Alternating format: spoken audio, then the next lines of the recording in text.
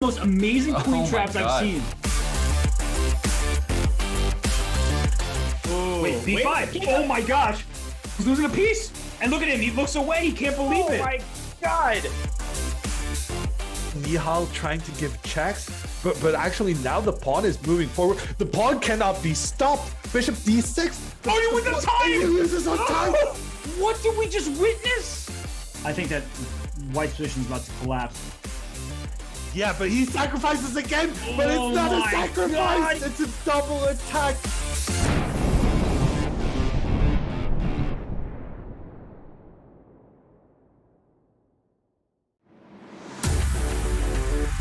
If White does not win this, this is such a missed opportunity. Yeah. Oh, but he could even lose this. 98!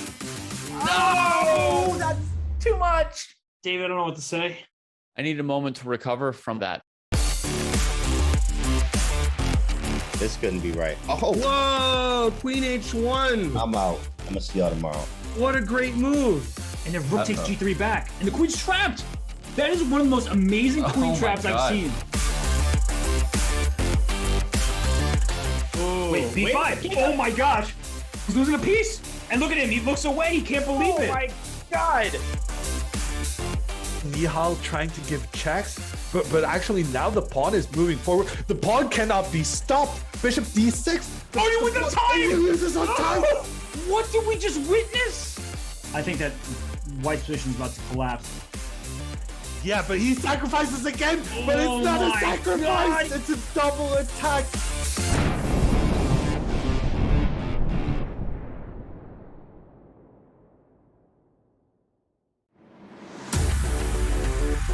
If White does not win this, this is such a missed opportunity.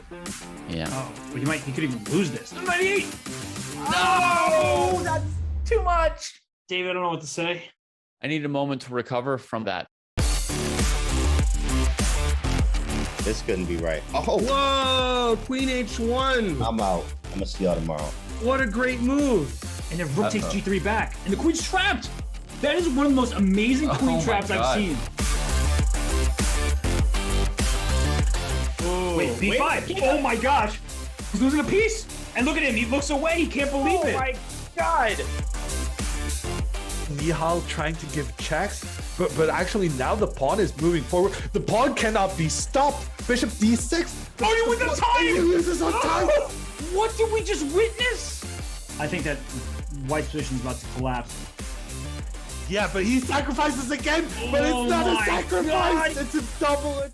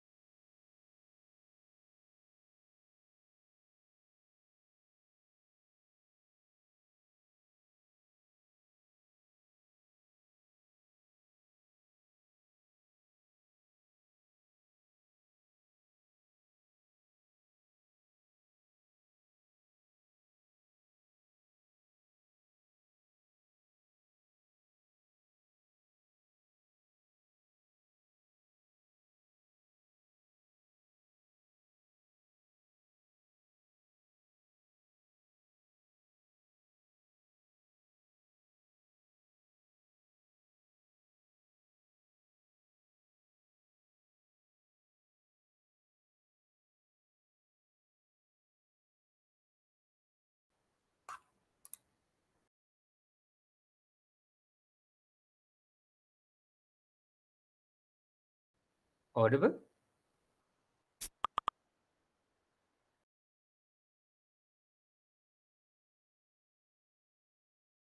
For some reason, muted.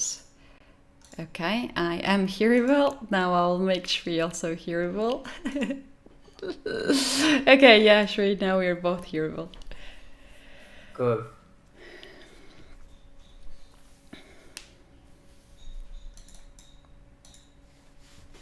Apologies for the little glitch, ladies and gentlemen, but we are back to this exciting Junior Speeches Championship match.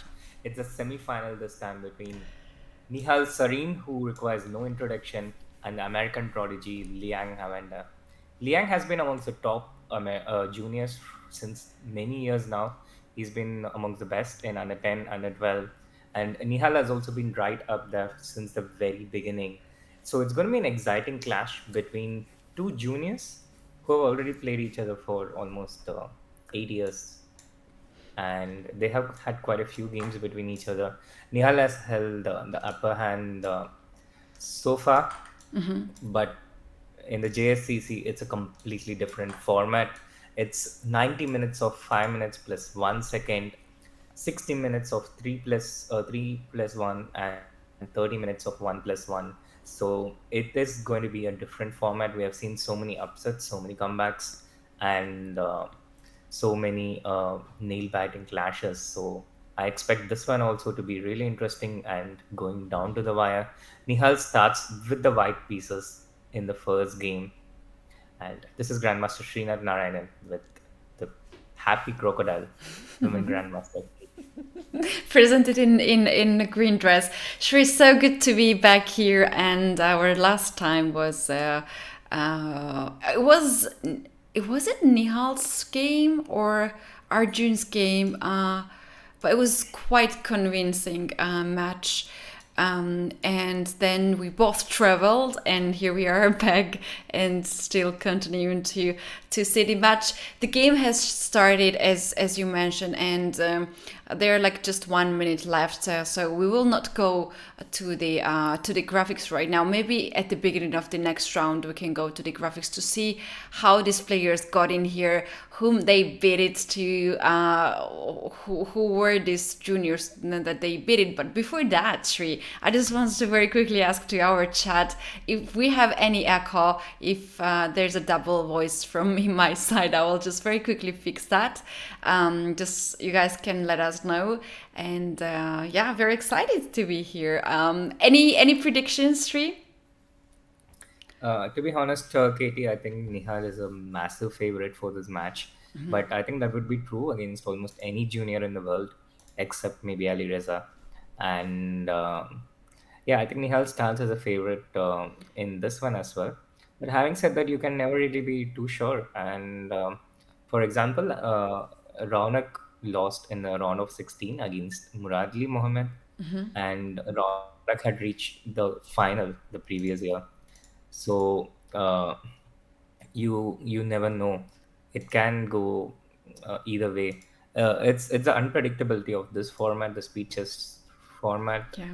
and even Magnus, who usually wins almost every tournament that he plays, lost in I think the quarterfinal or the semifinal of the speeches championship the last time he played. So yeah, I think Nihal starts as a favorite, but you can never write off someone as impressive as Liang. True. He also does very often this move with the body. And at the beginning, when you were introducing the show, he just lied back, and I thought that he fell down, and I was like, "Whoa, what's going on? That's the best start we can ever had." But then also, like at the very beginning of the show, he was moving a lot. He was preparing. There is a huge time difference. We're gonna talk a lot about chess, but there is a huge time difference. Nihal is in India. It's quite late there, as I know from you. It's almost 9 p.m., 9 something. And in USA, Close to it 10 is p.m. just daytime. So time differences now we haven't. What do you think? Who has better condition by that matter, like time matter? That's a curious question, but I think the American player has a clear advantage in terms of the time zone, because at night, no matter how much you binge on Netflix, no matter how much you are used to staying awake, your brain just doesn't work at the same level of activity. In my experience, at some point at night, it starts shutting down, even if you're awake doing different things. So I think at the daytime, it's a bit of an advantage for the player Liang. compared to Yeah. someone who's playing at night. Yeah. But having said that, Nihal is also someone who usually stays awake, who usually plays a lot of chess even late in the night, and he's been doing this from a very young age. It's a bit of a challenge for Nihal to work on this, I think, to play late at night. Also, he's been we are at the coaching camp right now, the training camp for the Olympiad, and he has been waking up in the morning, the last few days. Today also he had to wake up in the morning, quite early. And when I say wake up in the morning, I literally mean it, because it's not totally routine for him to wake up before the afternoon 12. Yeah. Uh, Wait, today so he had a I, training camp and now he's playing here? so today he didn't do a lot of training.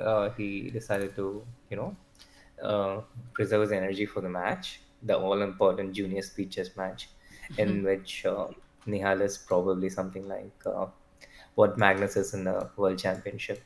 He has won in it the last 2 years, and this is the semi-final, so he could potentially advance into the final. And in the other cycle, in which for example, people like Hans and Arjun and others playing, they're not even at the quarterfinal.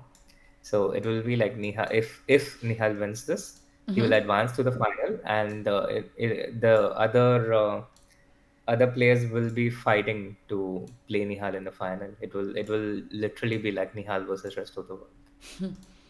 Yeah, that's very interesting.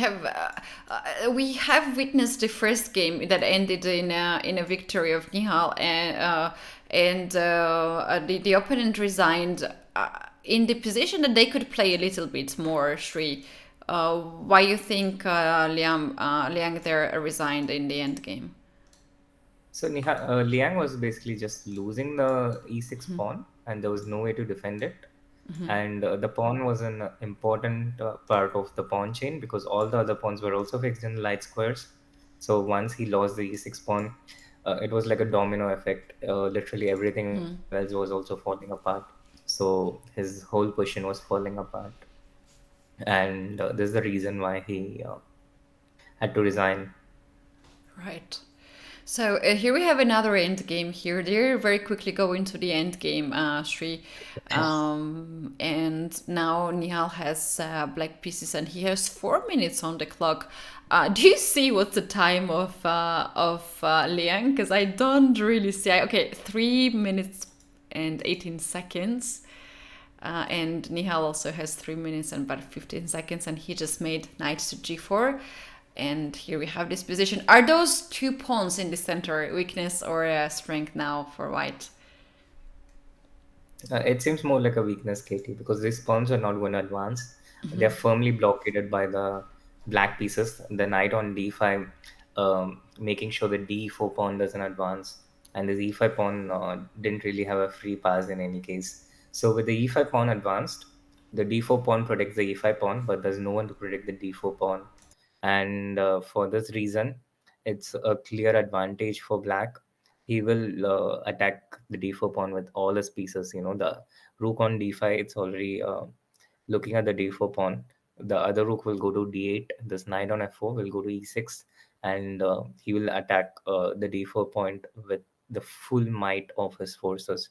White has an extra defender. He has the king, so he can bring his king onto e3 and defend the d4 pawn. But usually you get stuck into a pin in these kind of situations. So black will have this move c5 when there's every piece attacking on d4. White defends with everything, but with c5 black will get that extra defender.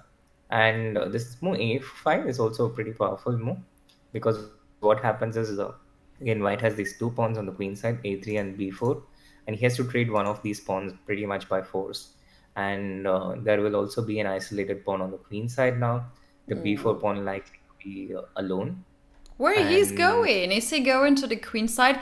What I have noticed by Nihal's game in online chess, he loves to play with the king, and he uses king as another powerful piece. For me, even in the end game, I want to have my king safe.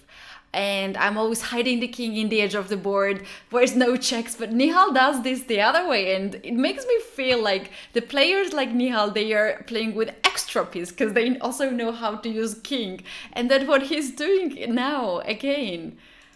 Wow, that's really impressive. King d7, king c6. He's going to b5 to target d4 pawn, and this is really impressive. Absolutely, Katie. He's going to b5 with the king, and it's kind of fitting because Nihal has been kind of the king of the speeches championships with regard to juniors. So it's kind of fitting that he plays so well with his king and brings it forward.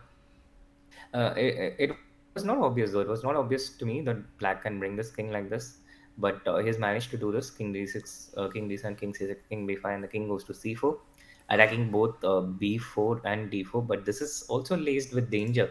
It's not. It's not totally without danger. True. Can I take this pawn now? Or I think Liang is really tricky. If you take this pawn on d4, then king e3, and your knight is pinned, and you cannot move your pieces. They are just so stacked. Yes, absolutely. I think this is a drawback of this whole plan by Nihal. He probably didn't realize this or think this through when he brought his king. But the drawback is that you're never really going to be able to take that d4 pawn. Yeah, the there's king also knight e3. I just saw it through. Maybe instead of king goes e3, knight e3 gives a check and also takes the rook on d5. So that's a double trap here for black. Yes, and that's pretty dangerous. And I think Nihal has to come back with his king now. But the problem is if he comes back with his king, let's say to b5, then yeah, rook a5 check, and a pair of rooks get traded, which is good for the defensive side. And then also white starts, pushing this rook on d5 away from d5, something like knight e3. But when you eliminate one of the rooks, you also eliminate one of the pieces which is attacking the d4 pawn, and this will make defense so much easier for white. So Nihal goes back king b6. He doesn't want to trade one of the rooks. He wants to keep both the rooks alive. But it's also not easy for Nihal to make progress now, to continue attacking white's weaknesses. And the white king has improved from e3 to c3. So Yeah, now he that's defends right. both b4 as well as b4. Yeah, this move, king c4, king b5, king b6, there was too much moves, and white here managed to get the king at a better place because this king here guards b4 and d4, two weaknesses, so that's definitely better square. Rook d1 now. The idea of rook d1 is knight to e3 to target this rook, maybe later knight c4 check, or even to push d5. And the things can get changed, like after knight e3 and d5. White will just push too much pieces forward, and black needs to find the proper squares for the pieces. Yes, black is on the retreat. White will start advancing, and he has to find proper square for his pieces. But it's not going to be so easy for black. Yeah, he goes c6, knight e3. The rook will drop back to d7 potentially, and Knight c4, knight but yeah, e6. knight c4 96 looks really nice and impressive. And you know what? Also, this knight just cuts the d file. d4 pawn will not feel so unsafe. And also, you can get your rook on f file and start to target the f7 pawn. Indeed. Yeah, Nihal So doesn't care knight comes about into that. d6. Nihal goes f6, but again, he's not really going to be able to undermine the d6 square. White is of course not going to take into f6, and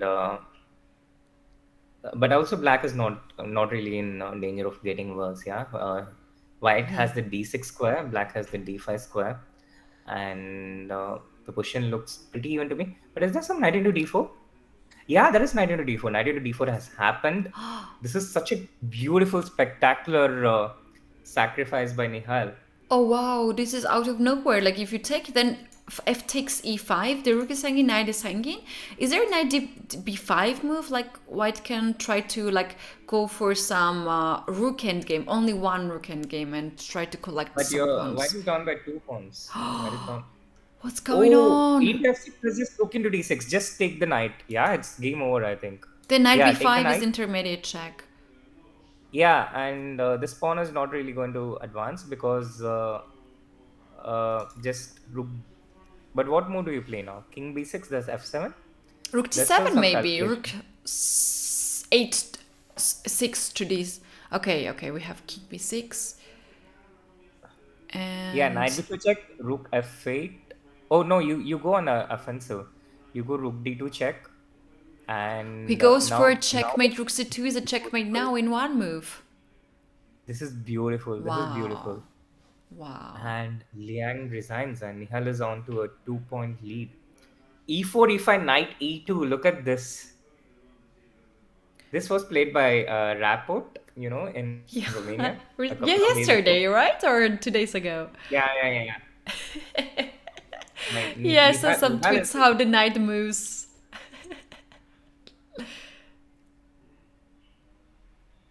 Nihal is such an expert in copying. Yeah, he's keeping up everything. He knows what's going on. Okay, I don't really know what happened in that game, Richard Rufford. I was traveling that time, and clearly I'm not checking the chess games when I'm traveling. And seems like Nihal checked it and also probably liked the idea. He now went 92 to knight g3 early. Shri. He likes to go this knight to f5 or h5. What is his idea? Maybe you know it better.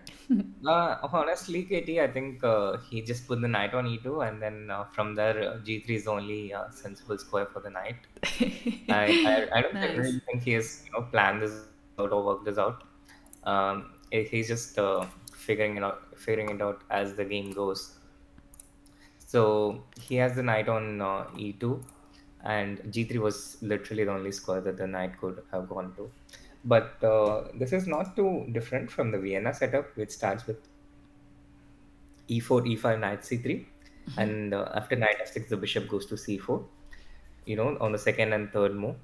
And out there, the common setup for white, one of the common setups is to have this knight on e2 and the other, the knight on g3. White goes knight e2, knight g3. So Nihal basically just started with his knight e2, and then he transposed into a system he's familiar with.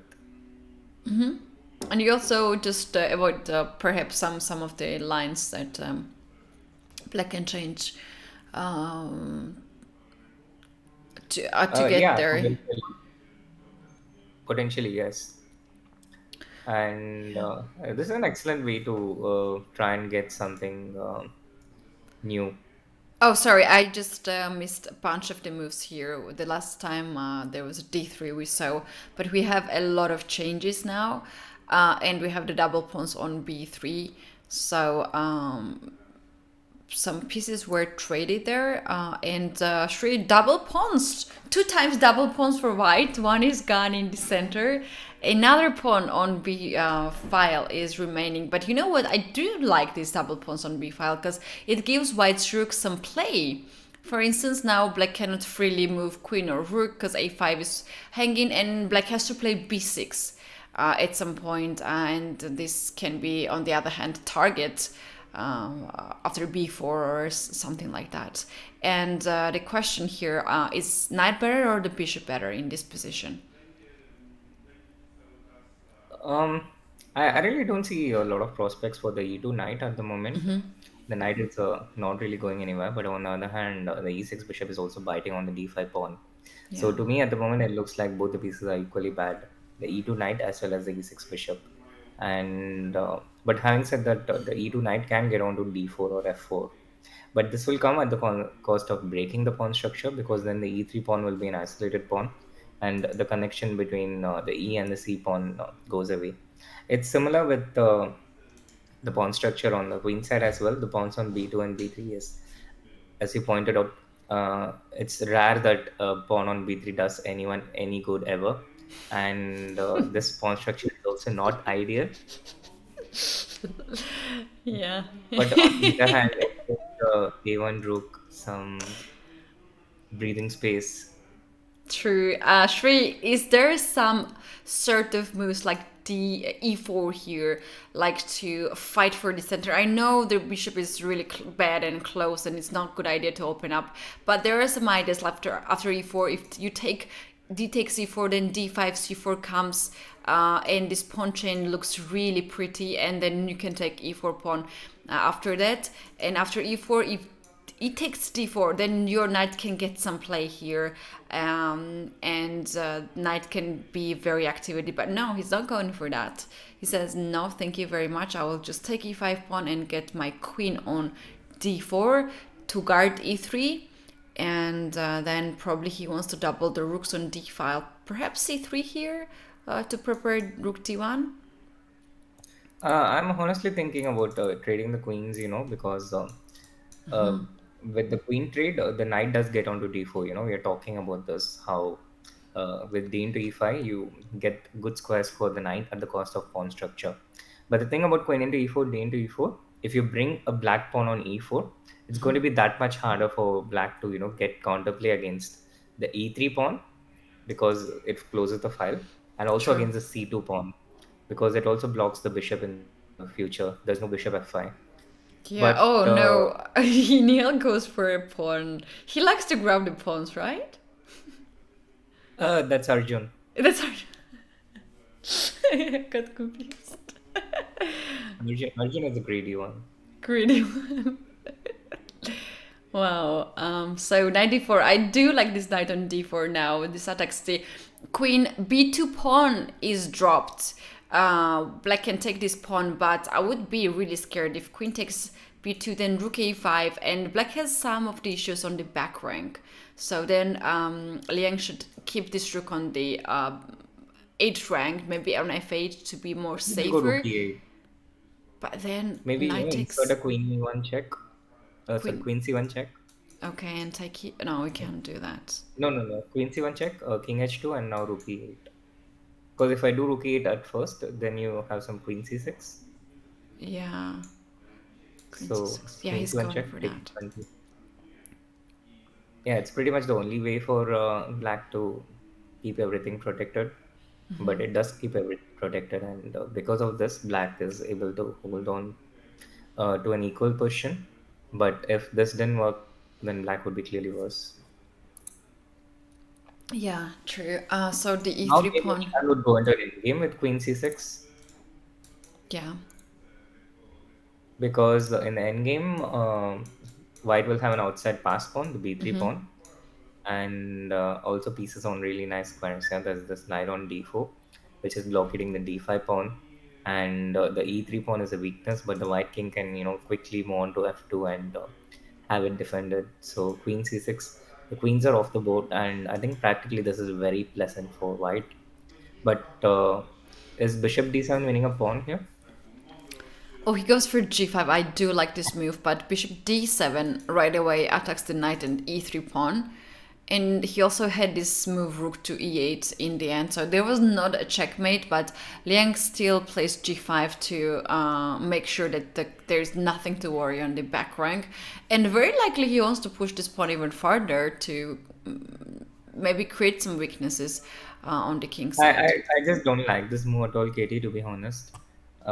It creates more weaknesses in black's position, for instance, the f5 square. And I really think he should have played bishop d7 over the previous move, because now this goes into a very pleasant endgame for Nihal. He has to get his king to f2, this knight to d4, and once he has this construction, he's very comfortable. Then he can just focus on advancing his b pawn. Black will have no counterplay. The only thing good in black's corner is his time advantage. He has almost 90 seconds more.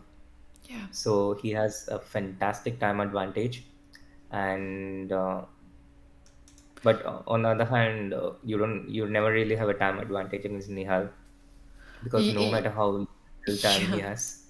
That's so interesting. He just have a low time right now, 30 seconds. And also Liang made g5 so fast without even thinking. He had 2 minutes and 20 seconds on the clock, and now after rook a7, bishop d7 is no longer on the board. He's taken more time, really a lot of time, about 1 minute in here. So I really wish he took some of the time earlier and calculated bishop d7 just to make sure that there was no checkmate on the back rank, and then to play it.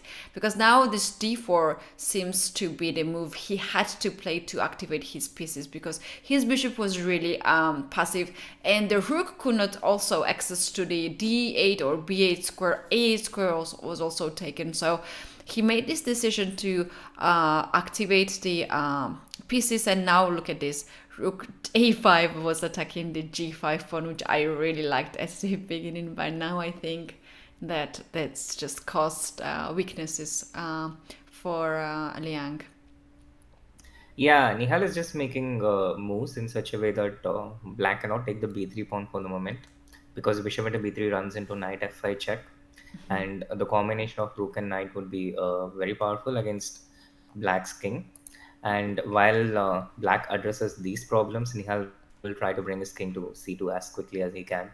And for a few moves, the evaluation bar showed equal, but it wasn't really clear to me how exactly black equalizes. So there was some difficult practical task there for Liang. And Nihal can also, take knight into e6 whenever he wants and go into a better rook endgame. Yep, true. 6 seconds on the clock versus 40 seconds. Black has more time, but white just captured now this bishop, and this is risk-free position for white indeed. You can always make a draw here and just remove the next moves, king moves or rook checks. That should not be a problem. I think this can be a draw. This can be our first draw here. Yeah, it can be our first draw, and it will probably be Liang's first points in this game, which is really important. The last match Nihal played against Christopher Yu, also a brilliant young American player. I think Nihal went on a 4-point lead. He started with 4-0, and after the first draw, Christopher was able to fight almost on equal terms against Nihal, but he needed that first draw to break the run of losses. So this will be a really useful break in momentum for Liang, and there we have it. Yeah, and also Liang just saved the game. He was having really worst position for all the time, and that's what he needed. But Nihal is having 2 points advantage.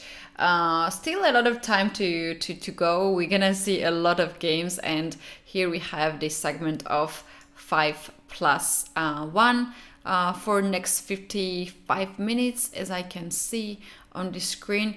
So there was a question who they gonna play next and what's going on here. Maybe we can take this time now when we are still in the opening and check very quickly how these players got in here and what can be in the potential matchups. So Nihal here beats the first match, Aroniak, and then the second match, Christopher Yu, as you mentioned. Now he's playing against Liang, and then if he wins, he will wait for his opponent in the semifinals. And on the other side, we had today the match Hans and Shevchenko, where they was so close. I don't know if you had the opportunity to catch that match, but it was really, really close, where Hans won the match, and then Arjun and Muradli is coming up this week as well. I didn't have time to catch up with the Hans Kirill match, Keti, but I can imagine how exciting it would have been, because Hans has been red hot. Everything he's been touching recently has been turning into gold, and that was also the case with Arjun, except that when Hans and Arjun faced off, Hans came on top this time in Sweden, and that became the difference, and Hans won the tournament. Oh yeah, that can be also something like private between these two players, as they not only play online tournaments but also over the board tournament, the same tournament, and they shared the first, second places. That was very impressive. Both players are. I was thinking like junior players. I wanted to say junior players, but they are playing just like so grown ups and so high level chess. I was like, I stopped for a while to use the word junior, but it was really really impressive from Hans. There was few hours before this one, and Shri, that's gonna be very nice matchups in the semifinals. Whoever gets the seeded the semifinals gonna be a fire here. So looking forward to that one. Very often we're talking about the strategies, right, Shri? So what do you think is Nihal's strategy in the section of 5+1, and what can be Liang's strategy? Because we mentioned that Nihal is a favorite in this match, as for instance, we can bring once again, Nihal is the first seeded player and Liang is 5th seeded player by the rating. And also very quickly you can take these insights. Look at these numbers of the total games. Nihal has played way much than Liang. That's pretty number from Nihal. So that also means that he is used to play more online chess than his opponent. It always makes him a favorite, but we can also see that Liang's percentage by flagging is 4% only. That's quite impressive, Shri. 19%, Keti. I'm a bit surprised by how low that number is, because Nihal is such a monstrous flagger, Yeah. especially when he plays against me. But I guess he's just kinder to his other opponents in general. Yeah, these statistics are very impressive. But for me personally, what really matters when I play and what I also observe to the games, it matters what is their mood. Keti, there's rook into g7 check on the board. Rook Do you g7? think Liang is going to support it? Rook into g7? g7. Knight takes, Yeah. E into f6. king takes, and bishop b5. Wow. Yeah. He's thinking. He's thinking for it. Let's see. He's thinking for Can it. you see it in his eyes, Keti? Can you see rook into g7 in his eyes? Can you spot it? Yeah, after you told me, I saw it. Oh, we have it. We have it. Wow. We have it. Liang. What I've noticed is he's a very concrete player. He makes some absurd moves strategically quite often, but he sees these kind of things. He sees all the most concrete, direct ways. So when I spotted rook into g7, I was pretty sure Liang will spot it too, because if he's probably like 5 times as fast as me. Wow. That is Meanwhile, impressive. talking about the percentages, we have about 400 people watching now and 160 likes. Come on, chat. Let's look at that like We button. can do the and maths. if you haven't. So more people can come in, and Nihal really needs you at this moment when rook into g7 has happened. Yeah. Wow. What he's thinking now, he has to take the pawn on f6, or he can play any knight to f5 and then to take this pawn by the knight. So maybe knight g to f5. But oh no, that's so bad knight to f5, position. but also have some knight e5 check. Yeah. Oh no. Knight e5 check, king into f6, and bishop g5 check. Yeah. It's so nasty. Knight to e to f5, that's the suggestion. But if you do so, then bishop e5 comes to pin the knight on g7. So that's really tricky. That's why he's taking some time. Knight g to g went to f5. Knight e5 is on the board. Is there any f7 moves here, or it's not necessary? I'm not sure. It certainly looks tempting, Keti. f7 certainly looks tempting. Yeah. But after king d8, I don't see a follow-up right now. F and e7 is simple though, so at the very least, white has that. And that also promises a really nice position, because if you take with the king, then I have knight g6 check to follow it up with, and take your exchange. And if you take with the knight, then the rook comes onto g7.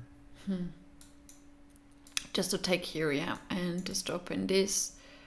And if king takes, you have this move. So how about... Oh, you cannot take this one. You cannot leave the 8th rank. That's a bit of a problem here for black. Yeah, that would be like the goalkeeper leaving the goal open and running forward. True. I think he has to maybe just take this pawn and give up the exchange and go for this pawn. But yeah, that's gonna be really tough to hold that position against two bishops and the active rook. Absolutely. He's going for that. Yeah. Difficult question for Nihal, but yeah, he goes for it. He goes for piece activity. But also, in the end of this variation, after knight g6 check, king f7, you take. Oh, he just goes for bishop g5, king d6, knight f7 check, I expect. And finally, this h pawn stays on the board. And I think this is important because you will need this pass pawn. And combined with the pair of bishops that white has, it's going to be very dangerous.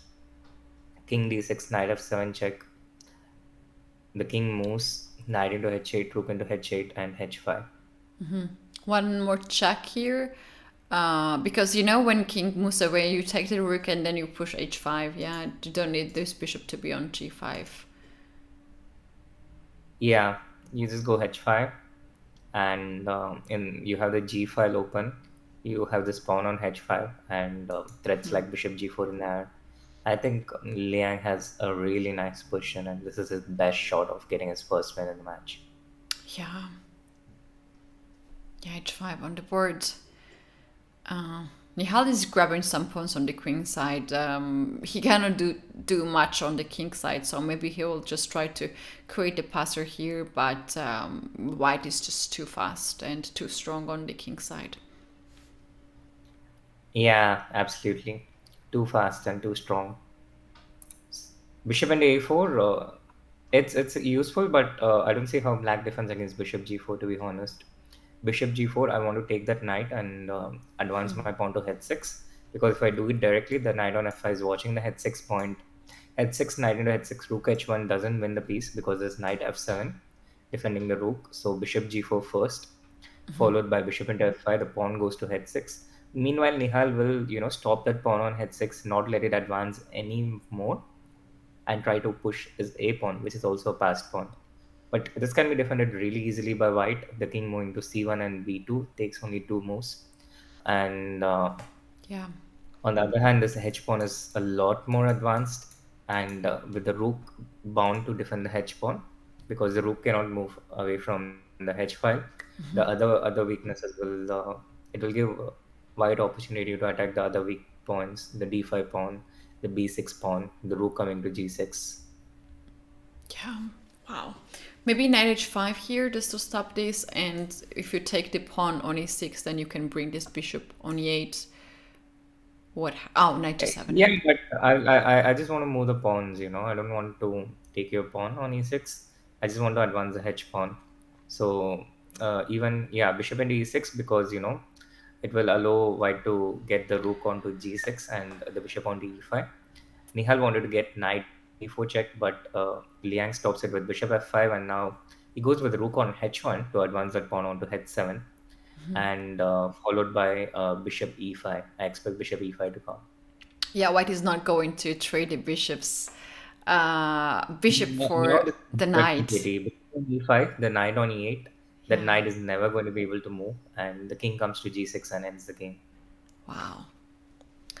That's it. You have to drop your rook here, king g6, h7, and h8.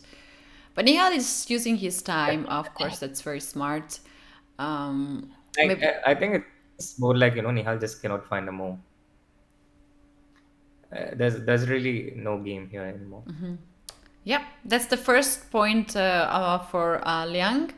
After 2 loses, the game has been aborted. They will have some break, very, very small break. Nihal seems to be not very happy. We can see this on the screen. He's pretty mad.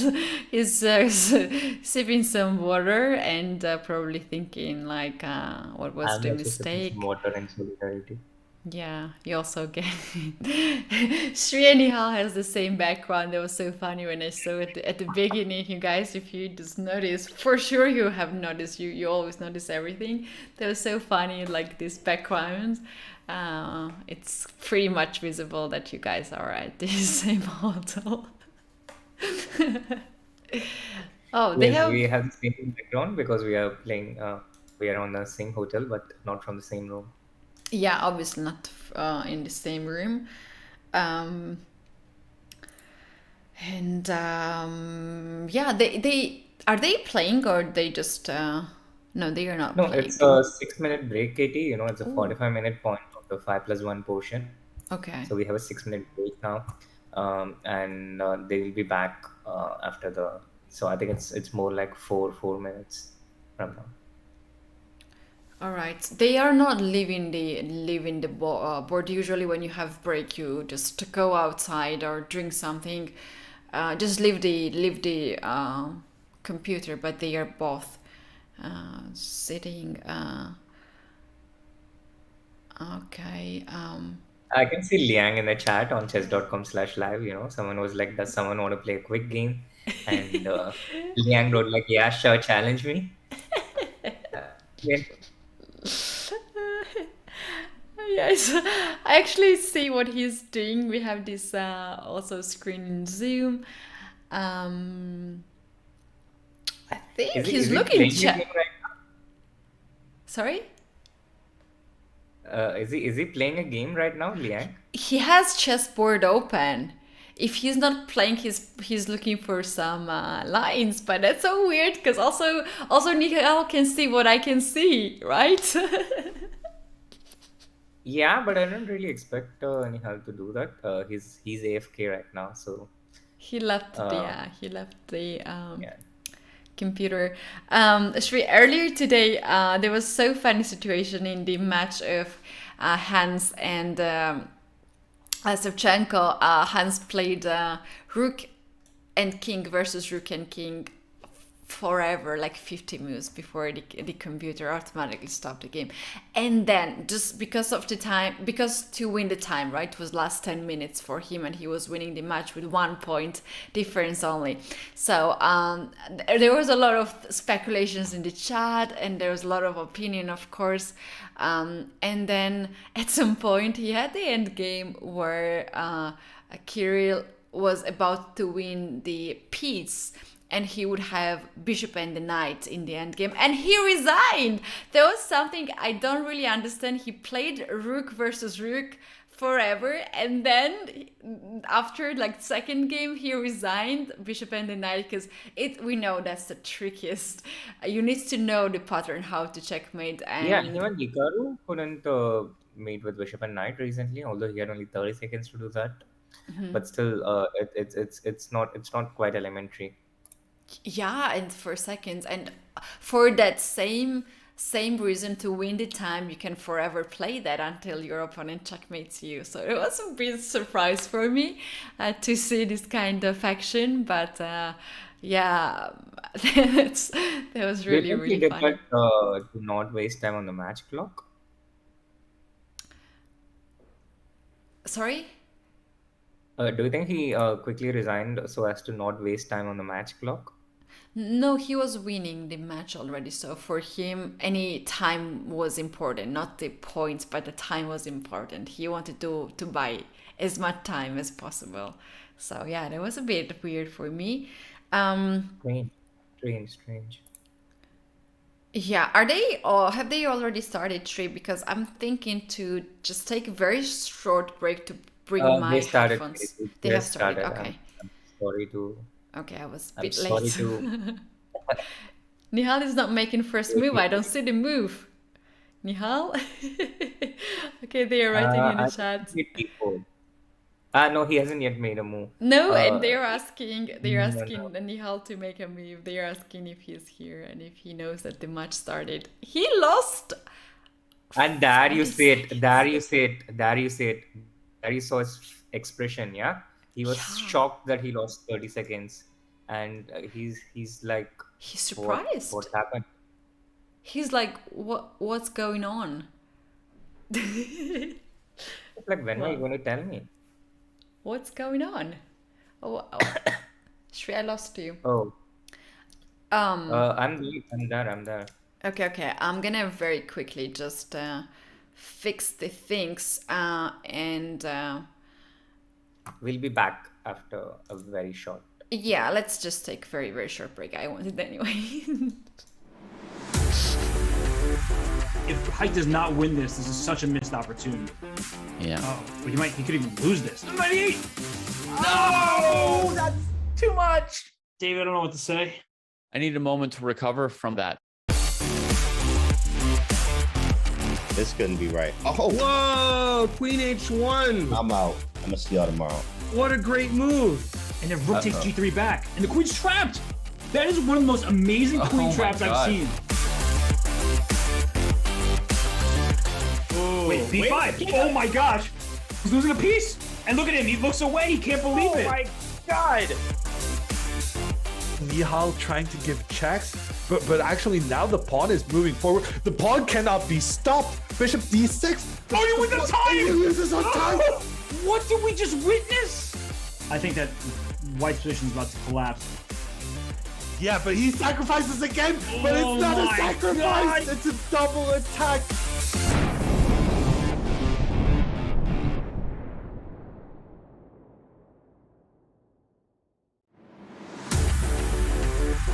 If Height does not win this is such a missed opportunity. Yeah. Oh, but he could even lose this. 98! No! That's too much! David, I don't know what to say. I need a moment to recover from that. This couldn't be right. Oh, Whoa, Queen H1. I'm out. I'm gonna see y'all tomorrow. What a great move. And then Rook takes G3 back. And the queen's trapped! That is one of the most amazing queen my traps I've God. seen. Wait, B5! Oh my gosh! He's losing a piece! And look at him, he looks away, he can't believe it! Oh my god! Nihal trying to give checks, but actually now the pawn is moving forward. The pawn cannot be stopped. Bishop D6. Oh, you win the time! He loses on time. What did we just witness? I think that White's position is about to collapse. Yeah, but he sacrifices again. But Oh it's not a my sacrifice. God. It's a double attack. I'm ready.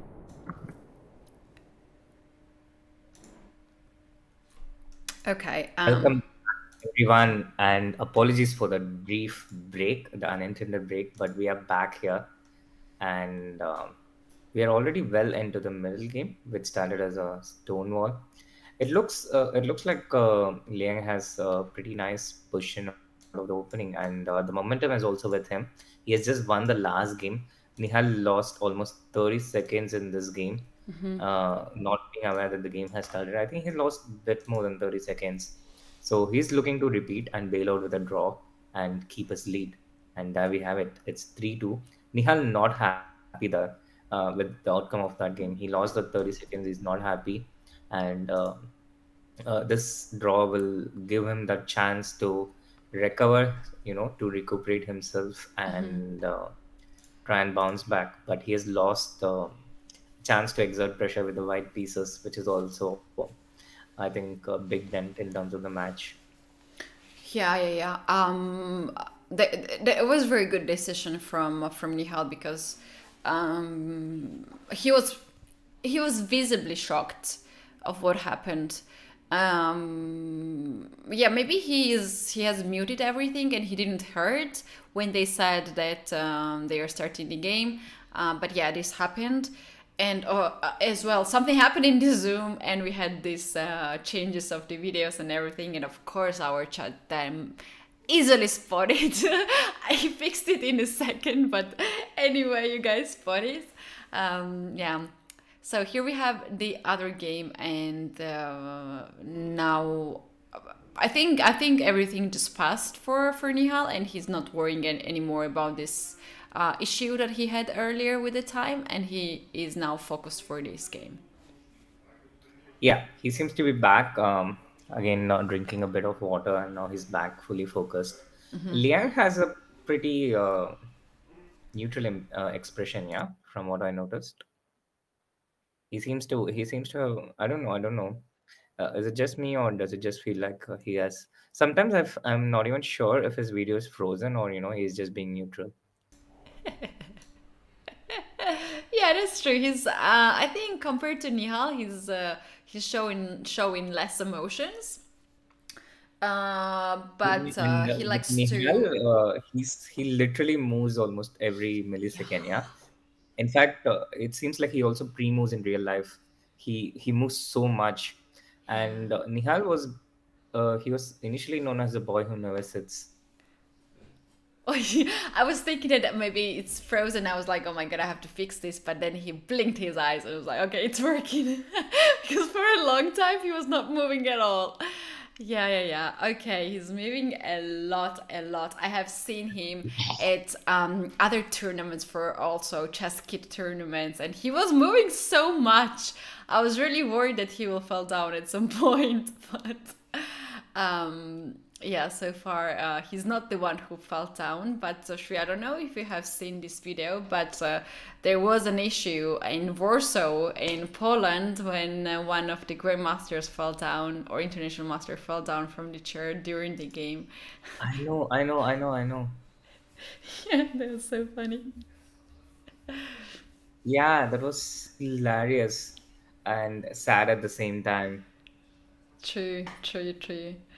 Um, so yeah, this guy, he's known for this moves. He's usually moves a lot, and once he failed it, and next day he was the most famous person in the chess world because he got so many questions, so many interviews because of these videos, and his video was shown in the big media as well. People were showing these videos. Wow. Everywhere chess player fell down during the game.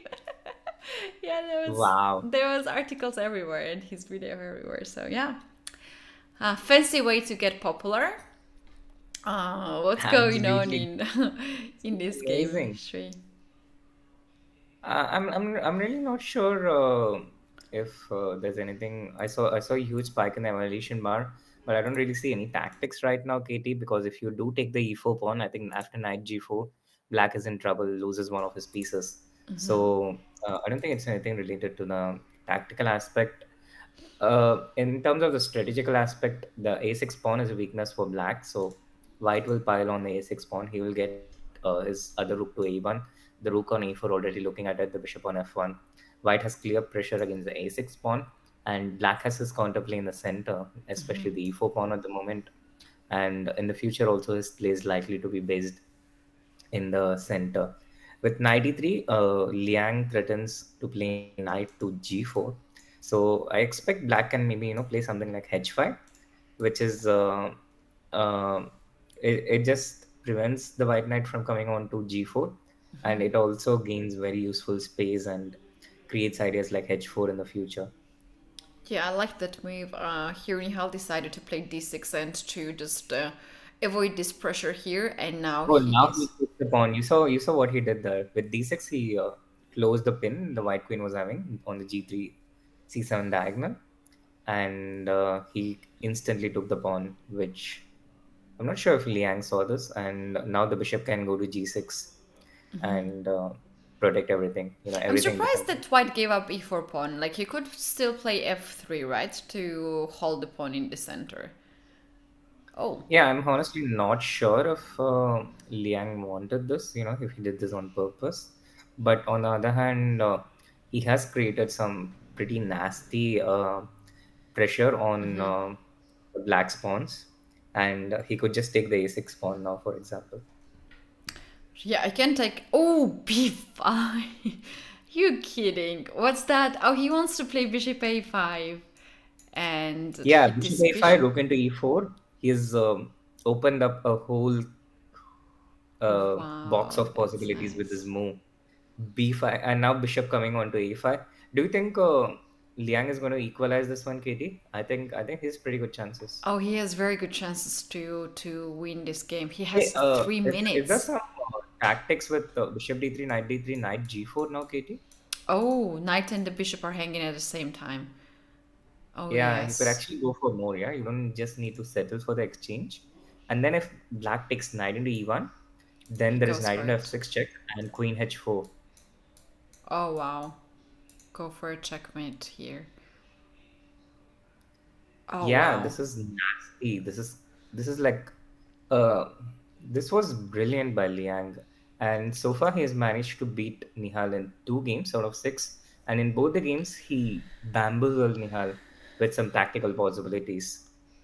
So Yeah, he's this really good is at tactics. We have seen two beautiful tactics so far from Liang, and yeah, he has very good vision. He feels these tactics right away, and that's really nice. Yeah, absolutely. And I think in Blitz, being tactically superior, it plays a massive role. In a sense, I think it's even more important than, being strategically superior, because you could get a position as nice as you want and in the end lose everything with a single tactic. So I think this is a bit of a worrying sign for Nihal, that how good Liang is seeing how quick. Oh, rook into e5. What? Excuse me, I thought he was just going for a free piece on d3, but you know what he wants? He wants to play knight f6 and rook to h4. And after h6, you forget it. We missed it. This is a complete mess. This is hanging, this is hanging. But those He pieces has are extra. destroyed his position completely. Yeah. What a move! What a sequence! It started off with this b5, yeah, and then Yeah. since then it has been a sequence of brilliant Impressive. tactical possibilities. I Yeah. really think Nihal should have played bishop g6.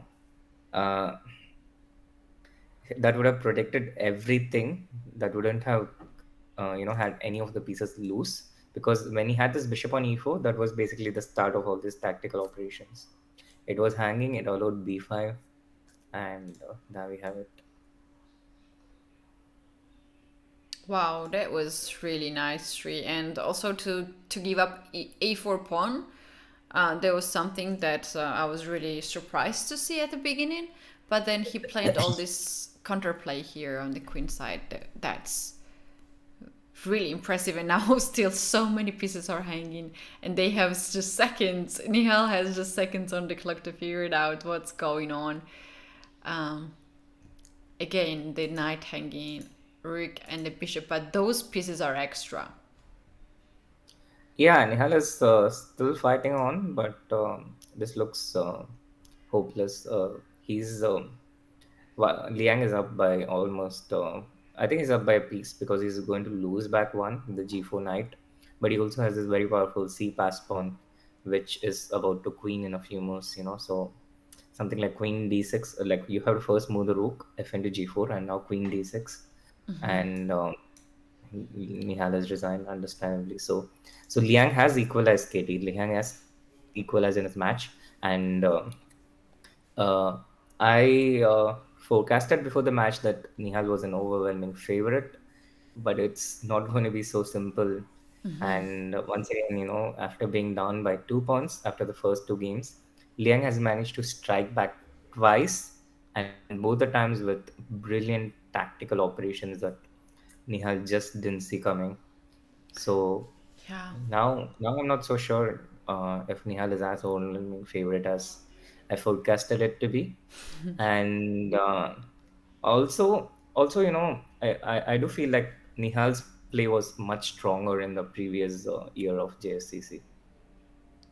Oh, he's obviously tired. But so what I have noticed so far is that Nihal is strong in the end games. He won even the end game when he had slightly better position, just a bishop advantage, per bishop advantage.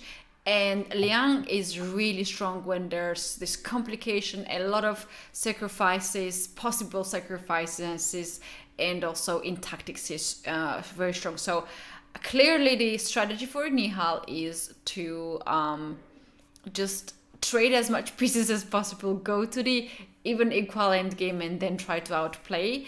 And Liang's strategy can be just to keep the pieces on the board and keep the tension on the board. So for now, I think this position for Nihal is just very good, because he controls the board, he controls the file, he can open up the file by the knight. It's his decision now. And there are also some little bit of the weaknesses on the queen side, and he can just slowly improve his position. But Sri, when the time goes down in the other time control, also in the bullet portion, that's gonna get really, really interesting, because it's not gonna be so easy for these players to keep the positions they feel better, and the opponent feels a bit worse. Absolutely, Katie. And once again, they repeated once. The last white game of Nihal ended in a quick repetition. And I felt that Nihal was getting into kind of tilt, because he was playing so fast. He had his time above 5 minutes and he was playing super fast. But now he's slowed down a bit, got back a bit of control. But since the first two games, it has been Liang show all the way, I think. Uh, Especially after he struck back in the fourth game and after Nihal lost a bunch of time in the fifth game. The momentum is really riding in Liang's favor. And Nihal has his work cut out. For starters, he has to apply the brakes on his momentum. Yeah, that's true. 27 minutes before the end of this segment. They can still play few games so far. It's so hard to predict from our side who is the leader in here. There were some questions once again about the cartoons, and I think some of new people are joining right now. Sri and also Nihar are. If you just joined the stream, do hit that like button and subscribe to the channel. Yeah, first do that, and then we can say what's going on. Yeah, and also me and Liang are having these blue vibes and blue colors in our video. So you guys, we're gonna tell the rest of the things if you like the stream here. This is the first game where after long time that Nihal is having more time on the clock. Sri, I think he really feels comfortable in the end game. Absolutely, Katie. I think in terms of technique, Nihal might well be a bit ahead of Liang in terms of pure strategy, pure technique. But in terms of tactics, in terms of these tactical shots, Liang has been better so far. So it's been a battle of opposites, and fittingly the score is 3-3. Both of them have been really good at their respective strengths. But on the other hand, if the trend continues, I think it's a good sign for Liang, because if I had to choose between the two, I would choose tactics. No matter how good the position you can get, if you miss tactics, it's going to be painful. Badly painful. Okay, we're now okay. 95. White is ready to trade the rooks. If we go to the end game, what White is hoping is the majority pawns on the queen side, as well as the f7 pawn tree. So if there is some checks, maybe White can just attack this pawn. So for this reason, Black just kept the control over d file, and he played rook to d5 and queen to d7. So now I thought White had this move, but then after e5 you lose a piece. So maybe White first to give this file. No, he goes fully in the end game. Yeah, so Nihal's idea is that he has an extra pawn on the queen side, and it's so much easier to create a pass pawn on the queen side. Black has an extra pawn on the king side, but it's not so easy to create this pass pawn on this side. So Nihal's idea is that if anyone can win, it's only going to be White who can win from a position like that. But on the other hand, the drawback of this idea is that there are really very, very few pawns to make anything out of it. So the position is very close to equal. Yeah, I think he should go for this one, 95, and then try to give a check and get the f7 pawn, because it can get also some weakness. And also with 95, you always avoid knight g4 unpleasant checks, because now queen b1 and knight g4 can be a issue. So Yeah, but knight, I think Liang will go queen b1 and queen f5 anyway, Katie, attacking your knight and also creating counter threats. but after, okay, yeah, after queen f5 you target this, you want to play knight g4 or queen h5, and if this check, and if you take f7 pawn, then knight jumps on g4 with a check and you lose a piece. So for this reason f4 was really nice move to play. Then second time Liang plays g5. Let's see if this time is this better choice for him And or not. over the course of this match, Katie, I feel Liang's confidence and fluency has been growing with each game. And in this game already, I feel like he's not just passively defending, but actively seeking out ways to get better, even with the black pieces. Yeah, g5. White can try to give a check and then play queen to e7 to just get this pawn by the check. But I don't think that's a big of issue because of knight g4. So queen d4, I do like this move. White wants to pin the knight with knight d7 probably. Yeah, it looks like Nihal has things in control. The queen has been centralized. He threatens knight to d7, but black can just get the king out of the way. Yeah? King g8, and ask white how does he intend to improve his position. Or king to h7. He goes knight to d5, attacking the f4 pawn, and intends f6. So Liang is not going to wait around. Yeah, he's going to make something happen. He's just not going to wait around and question white's intention, but he's going to be the one to initiate things. Yeah, now the pawn is like, is he going to play king to g3 again? Because there's no check. There's a h5 unpleasant move, but I think Nihal might play king g3 here to guard f4. I think even Hal's courage has limits, Kate. Yes! What? Yes, I told you, Shri! How did you know that? I'm so scared of this. Why did you put his king on g3? It's a good move. It's really good move. It's really I also don't doubt it, Katie, because aside from the fact that Nihal played it, it was suggested by you. But I just have trouble understanding. Oh, he goes for b3. That doesn't look like a good sign. Now he's trying to bail out with a draw. Knight f7, knight two h8. wrong moves in a row. Draw is a good result for both players because this game was not something really shiny and complicated from the beginning, but then it got really interesting in the end game. Srinath died inside. After king g3, yeah? And then b3, there was a game over for you. Yeah, I agree with that. I agree with that. I know. Yeah, after b3, I think Nihal also agreed that the game isn't worth keeping after b3, so he decided to end it instantly. Yeah. So here we have the new game. Shri, we do have 20 minutes. That can be last 3-4 games? I think last two, 2. but yeah, it could be last three. Usually there are 10 games in the 5+1 portion, I think, on average, from just the games I observed from the matches. But I think in this match they have been playing a bit longer than usual. Wow, this is really a Nine close makes match. sense, yeah, mathematically. 90 minutes, you have like about 10 minutes per game. It's 5+1. So I think mathematically 9 checks out. Yeah. All right. So here we have still this position. Here to my eyes, I believe this is still a theory, but white seems to be more active here, Shri.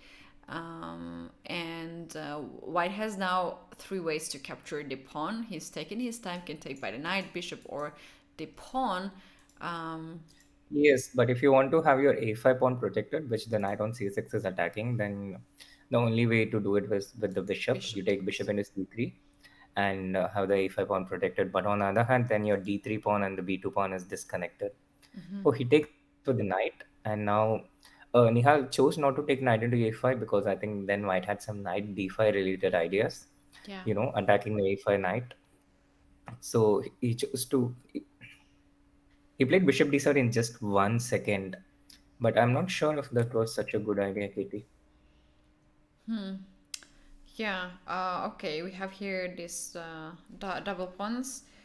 D5, D3. Both pawns are hanging. You cannot really guard both of them unless you take this knight on b4. Ah, you know what? I was thinking maybe no, don't do that. I wanted to sacrifice this bishop here. Because this is endgame, more like endgame, and black has very good position here. The open b file, white has here something the target, but black can always guard this by the bishop, and I just don't like these weaknesses here. It's Yeah, too it's much. strategic disaster for white on the queen side. Yeah, you don't leave your pawns alone like that. Just like how you don't leave your kids alone, you just don't leave your pawns alone Yeah. and lonely like that. True, that's true. So maybe rook a2 now to not to give up the pawn. White is thinking here for something. So no, that's too much. That is too much. Knight to d2. Okay, Yeah, he's not. what He's is just too much? ignoring. Yeah, it's a B pawn after all. So he's trying to protect the D5 pawn, the D3 pawn, the central pawns. But I'm not really sure if he can keep them protected. First of all, black can choose rook d4, choose to ignore that b pawn, and collect the d3 and the d5 pawn. Yeah. So that's one option. I think rook d4 is a nice move. You can also take rook into b2, and the third option is to play rook b5. All of these moves win you a pawn, so it's not an easy decision to make which one is the most important pawn to take. And I think this is one of the most difficult things to do in chess when you have options. And there are two approaches of solving these kind of problems. Back in the days, the traditional technique, when you had lots of time, just calculate everything, compare the result of the calculation, the conclusion, and choose which one looks better. But first of all, it's impossible for a human to calculate everything exhaustively. And secondly, They we don't have have a time short. for it. So the other option is, you see something good and you go for it. Something looks good, it's convincing, it looks winning. Just go for it. Don't pay too much attention towards trying to find what the best move, but just find something good. Yeah, true. In my case, I have very good intuition, but then my first thoughts are always correct. But then I'm starting to think I'm losing the time and I'm making the wrong decision. So sometimes, and not sometimes, like most of the chess players has very good intuition. It's very good. Just to follow it, just to trust yourself, and play fast, and just be sure that that's it. So that's I think that's why Nihal is very strong bullet player, that he has very good intuition. Yeah, he has a very good intuition. I think it's off the charts how good his intuition is in general. It's the paradox of choice. Oh wait, he's resigned that, and the next game has started. How quickly did that happen? Why he resigned? He just hated his position because he was so many pawns down, and the match clock was running out. So I think he wanted to give himself the time to strike back an extra game in the five plus Oh one wow. position. Oh wow, I didn't really expect that. Was that so bad? The position was certainly bad, perhaps not the resignable position in a blitz game, but also the match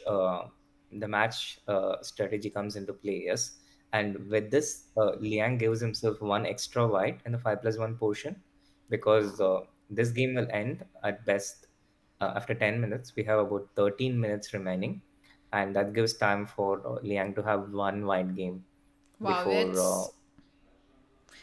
that's quite brave. Like I recently played a tournament, and in the last game, I was just lost. I had to resign, and then I started to use all my time because it was so hard to resign. And I was just thinking how I should play the b4. Like I had to resign, and I was not doing it because I don't know. It's just so hard to click the button or just press the clock, and that gives zero chance, any chance to get any point out of the game. So I think Liang is really brave to do so, and his brain is working really fast. So he realized that he was less time, and he was like, okay, just enough. Let's get new position and let's play something else. But to be honest, I am not big fan of this e6 pawn, which Look at is those beautiful bishops, though, Katie. Look at those bishops. Yeah. They're, I don't know, like, would you call them like a scissors, pair of scissors, or would you? I mean, scissors. Yeah, it it looks. they cut through everything Yeah, within their side. can be. I've never heard something like that. Yeah, it does. All right, so last 12 minutes. So I think we're gonna have this game and another game, Shri. At the last second. Yeah, and we Nihal might. is like his momentum is back. I can clearly feel that he's playing better the last game and this game, and I think you also start feeling your opponent better as the match progresses. You start feeling positions where you feel you're more comfortable. You start feeling positions where you feel the opponent is not as comfortable, and I think a clear pattern has emerged from the match so far, where there is less of direct concrete tactical hits. um, Nihal seems to be clearly superior, but on the other hand, Liang has been sharper towards concrete direct tactical hits, and that is keeping him in the match. But on the other hand, it's not like Nihal has missed any elementary tactic. Yeah, both the tactics that he has missed, rook into g7, and the other tactic, it was not so easy to spot the b5 and knight Yeah. g4. So it's not all bad that he missed those tactics. I think it's also normal when you're playing the first segment of the JSCC. Yeah, look at this knight to g5. That's a very beautiful sacrifice. If you take this knight, there's a queen h5 checkmate, and just because this bishop is dominating this file, now knight will also join. Quill can also just get in here, and white will have really good chances here. How about queen h5? Yeah, queen h5, queen g6, just go for it. Would you insert rook into c8 or do it directly is the question. Shri, But I I like rook had into c8 first. similar, exactly the same position in my first round over the board chess. My opponent even played king to h7, and when I played knight g5 it was a check. And in few moves he had to resign. So this is really a strong pattern against the weakened king. King is so weak on the king side. Light squares. The bishop should be the other side here on the board, and it's very hard here to cover this king. Yeah, if white didn't have the bishop on b3, then black wouldn't have so many problems. But the bishop on b3, he makes all the difference, and the king cannot move because of that. The bishop on b3 burns through every square that is within its sight, and black has to defend against queen g6 now. So rook f6, I expect queen f6 or one of these moves. But then there's rook into d8 check related tactical problems. Knight to f7, yeah. And also, Shri, after rook f6, you can just play bishop to b2, not to lose too much time, not to calculate too much. And Wait, what is bishop c6? What is bishop c6? Queen g6? And resign? He just missed queen g6. Wow.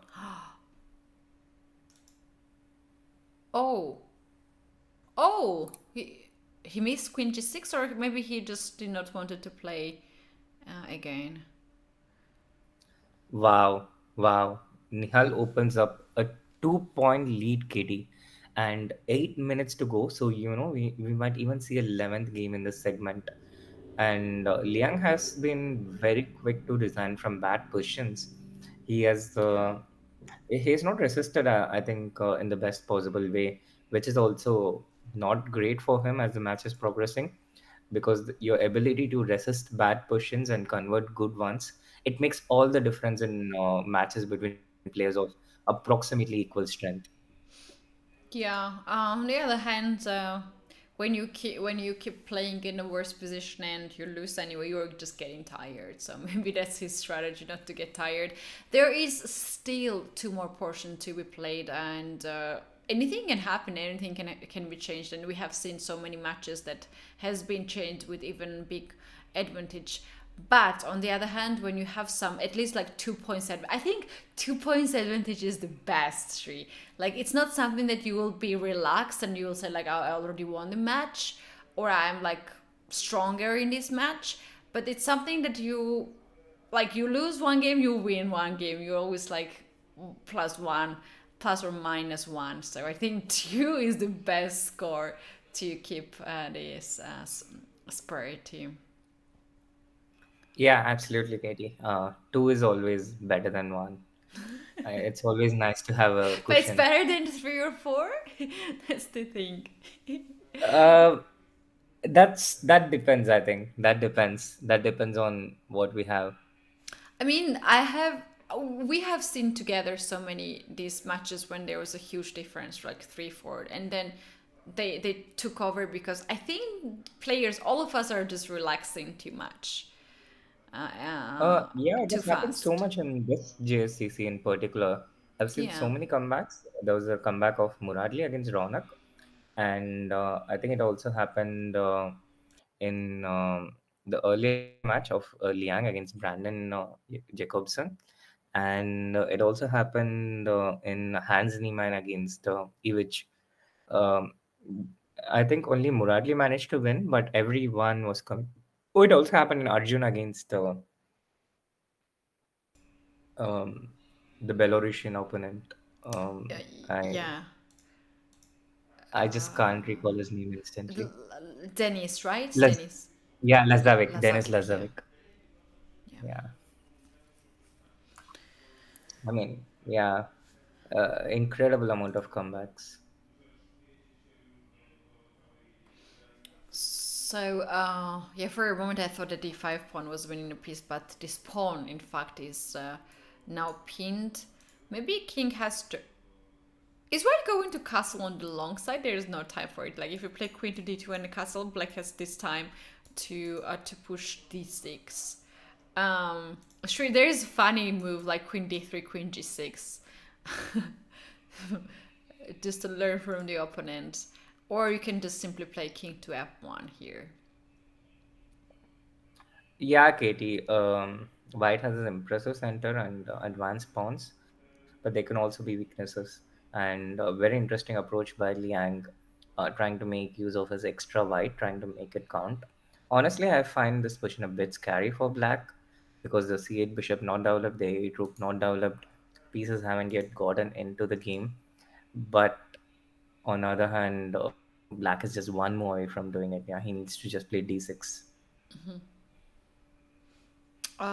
Yeah, I do like this queen to d3 to create some moves, some threats. But he goes to queen d2, also makes sense. The pawn on f4 will not be guarded anymore, and you can just take next move, this pawn. And then you can play g3, king g2 slowly, and try to play on the king side. That's very very pleasant position for white. Absolutely. If he can achieve all that, it would be very pleasant for white. So Nihal really has to break this e5 pawn somehow.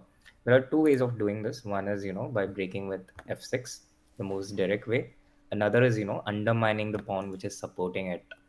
So you attack the d4 pawn by playing something like c5, and if that pawn gets distracted, then you take white exploit the e5 pawn. Yeah, that's right. Yeah, Nihal is thinking 3 minutes before the end. I don't think this gonna be the there will be more game in this section because it's very complex position. They still have a lot of time on the clock, so I believe they will both play extra 2 minutes at least. Yeah. Meanwhile, chat, here's a quick question for you. We have seen some.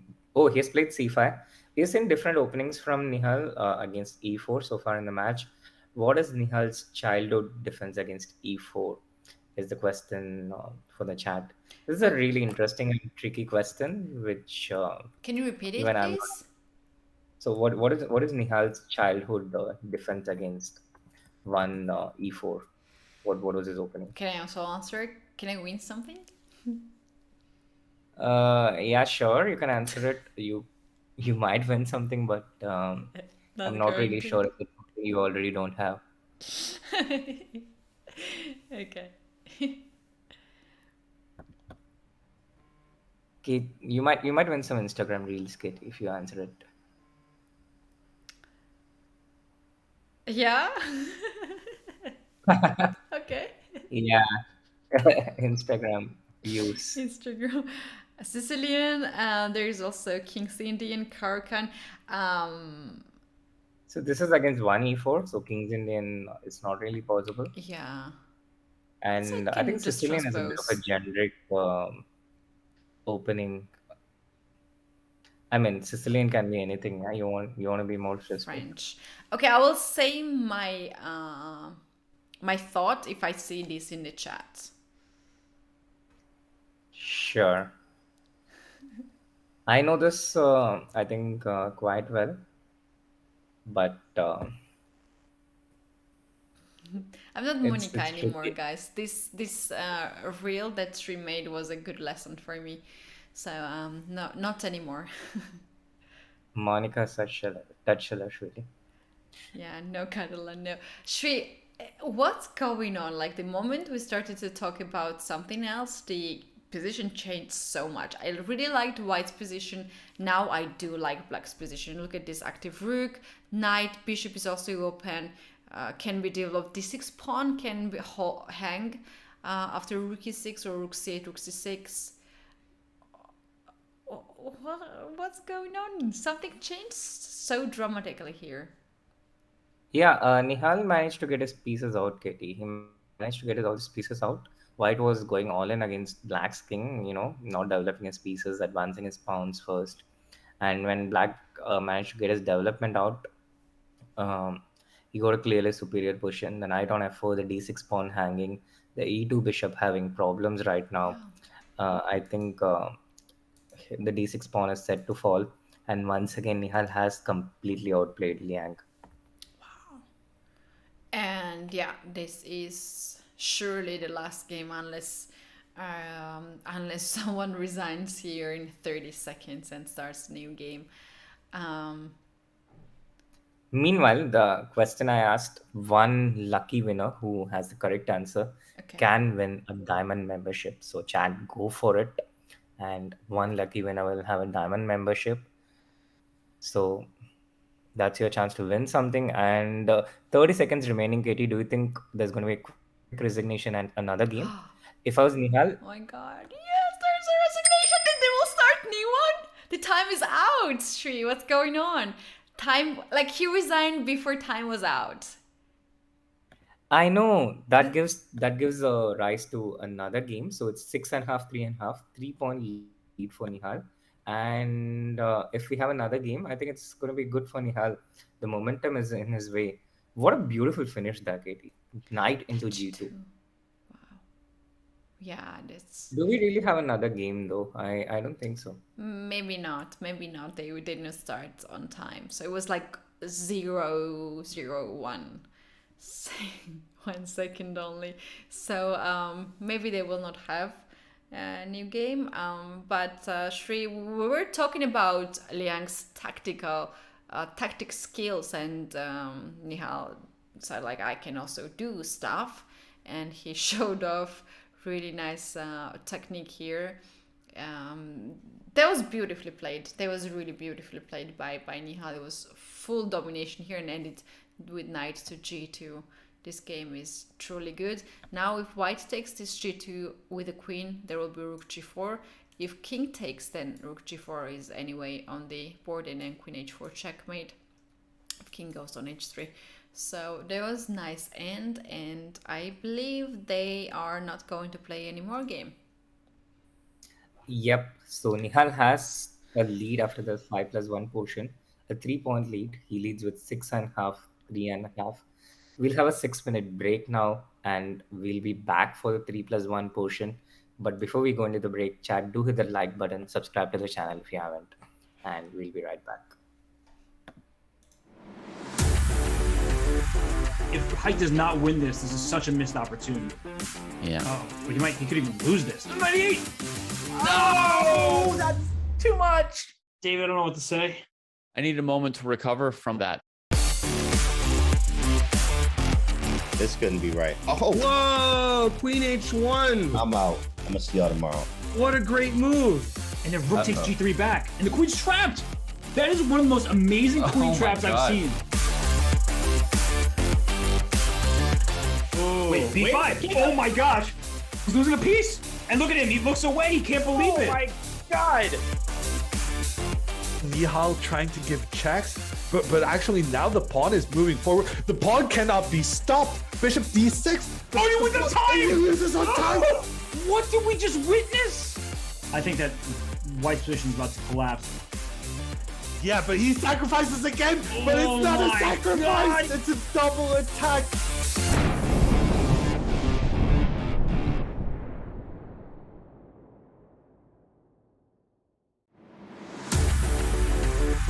If White does not win this is such a missed opportunity.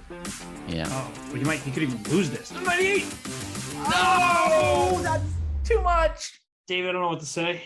I need a moment to recover from that.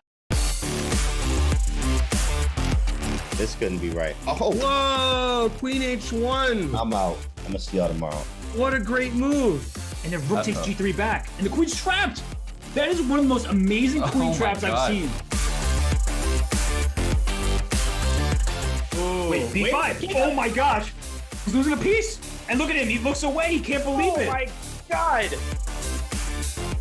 Nihal trying to give checks, but actually now the pawn is moving forward. The pawn cannot be stopped. Bishop d6.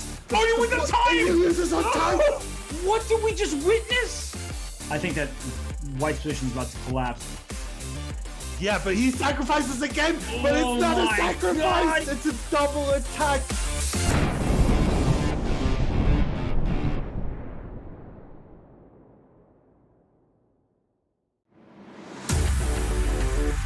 If White does not win this is such a missed opportunity. Yeah. Oh, but he could even lose this. 98! No! That's too much! David, I don't know what to say. I need a moment to recover from that. This couldn't be right. Oh, Whoa, queen h1. I'm out. I'm gonna see y'all tomorrow. What a great move. And then rook takes g3 back, and the queen's trapped! That is one of the most amazing queen my traps I've God. seen. Wait, b5! Oh my gosh! He's losing a piece! And look at him, he looks away, he can't believe it! Oh my God! Nihal trying to give checks, but actually now the pawn is moving forward. The pawn cannot be stopped. Bishop d6. Oh, you win the time! He loses on time. What did we just witness? I think that White's position is about to collapse. Yeah, but he sacrifices again. But Oh it's not a my sacrifice. God. It's a double attack.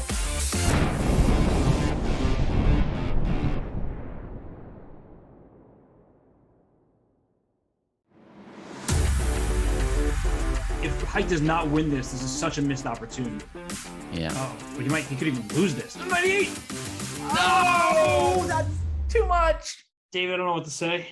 I need a moment to recover from that. This couldn't be right. Oh, Whoa, queen h1. I'm out. I'm gonna see y'all tomorrow. What a great move. And then rook takes g3 back, and the queen's trapped!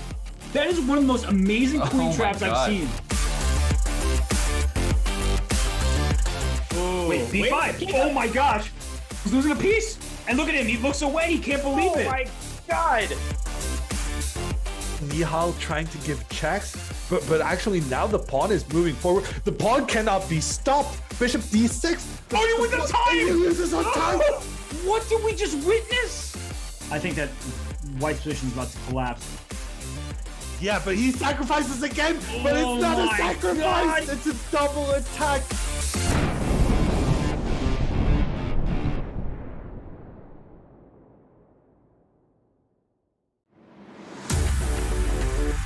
If White does not win this is such a missed opportunity. Yeah. Oh, but he could even lose this. 98! No! That's too much! David, I don't know what to say. I need a moment to recover from that. This couldn't be right. Oh, Whoa, Queen H1. I'm out. I'm gonna see y'all tomorrow. What a great move. And then Rook takes G3 back. And the queen's trapped! That is one of the most amazing queen my traps I've God. seen. Wait, B5. Oh my gosh. He's losing a piece. And look at him. He looks away. He can't believe it. Oh my god! Nihal trying to give checks, but actually now the pawn is moving forward. The pawn cannot be stopped. Bishop d6. Oh, you win the time! He loses on time. What did we just witness? I think that white's position is about to collapse. Yeah, but he sacrifices again, but Oh it's not a my sacrifice. God. It's a double attack.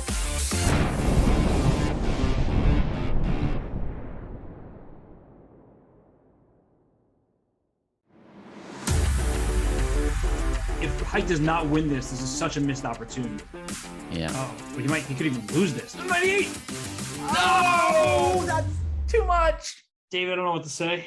I need a moment to recover from that. This couldn't be right. Oh, Whoa, Queen H1. I'm out. I'm gonna see y'all tomorrow. What a great move. And then Rook takes G3 back. And the queen's trapped! That is one of the most amazing queen my traps I've God. seen. Wait, B5. Oh my gosh. He's losing a piece. And look at him. He looks away. He can't believe Oh it. my god! Nihal trying to give checks, but actually now the pawn is moving forward. The pawn cannot be stopped. Bishop d6. Oh, you win the time! He loses on time. What did we just witness? I think that white's position is about to collapse. Yeah, but he sacrifices again, but Oh it's not a my sacrifice. God. It's a double attack.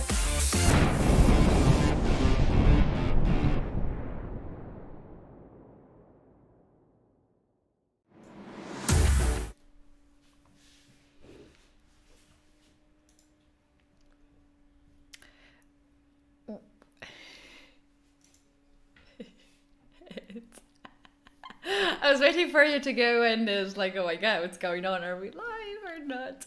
Sri, they have started new portion, and it's gonna last for already 57 minutes. And at some point, I got so confused because they were not making moves on the board, and I thought that I got frozen like for a moment. So do you think this is a theory here, or what's going on? What is this position?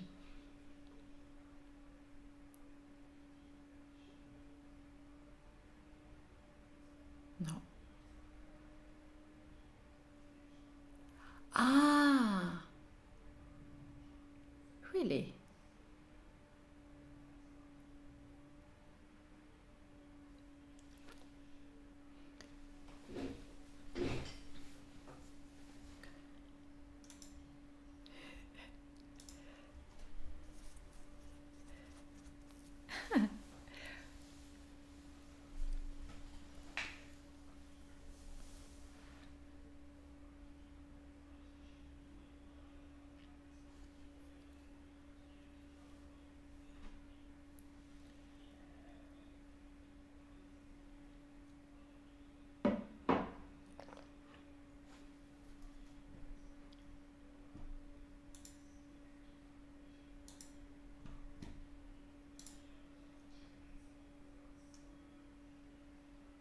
You end up being just a pawn down if your opponent knows what to do.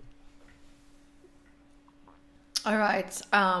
Yeah, I've not seen a lot this, but I can say that I do like the center of white and this 2 pawns and this other 2 pawns and another 2 pawn. Like it's What? a, Am I muted?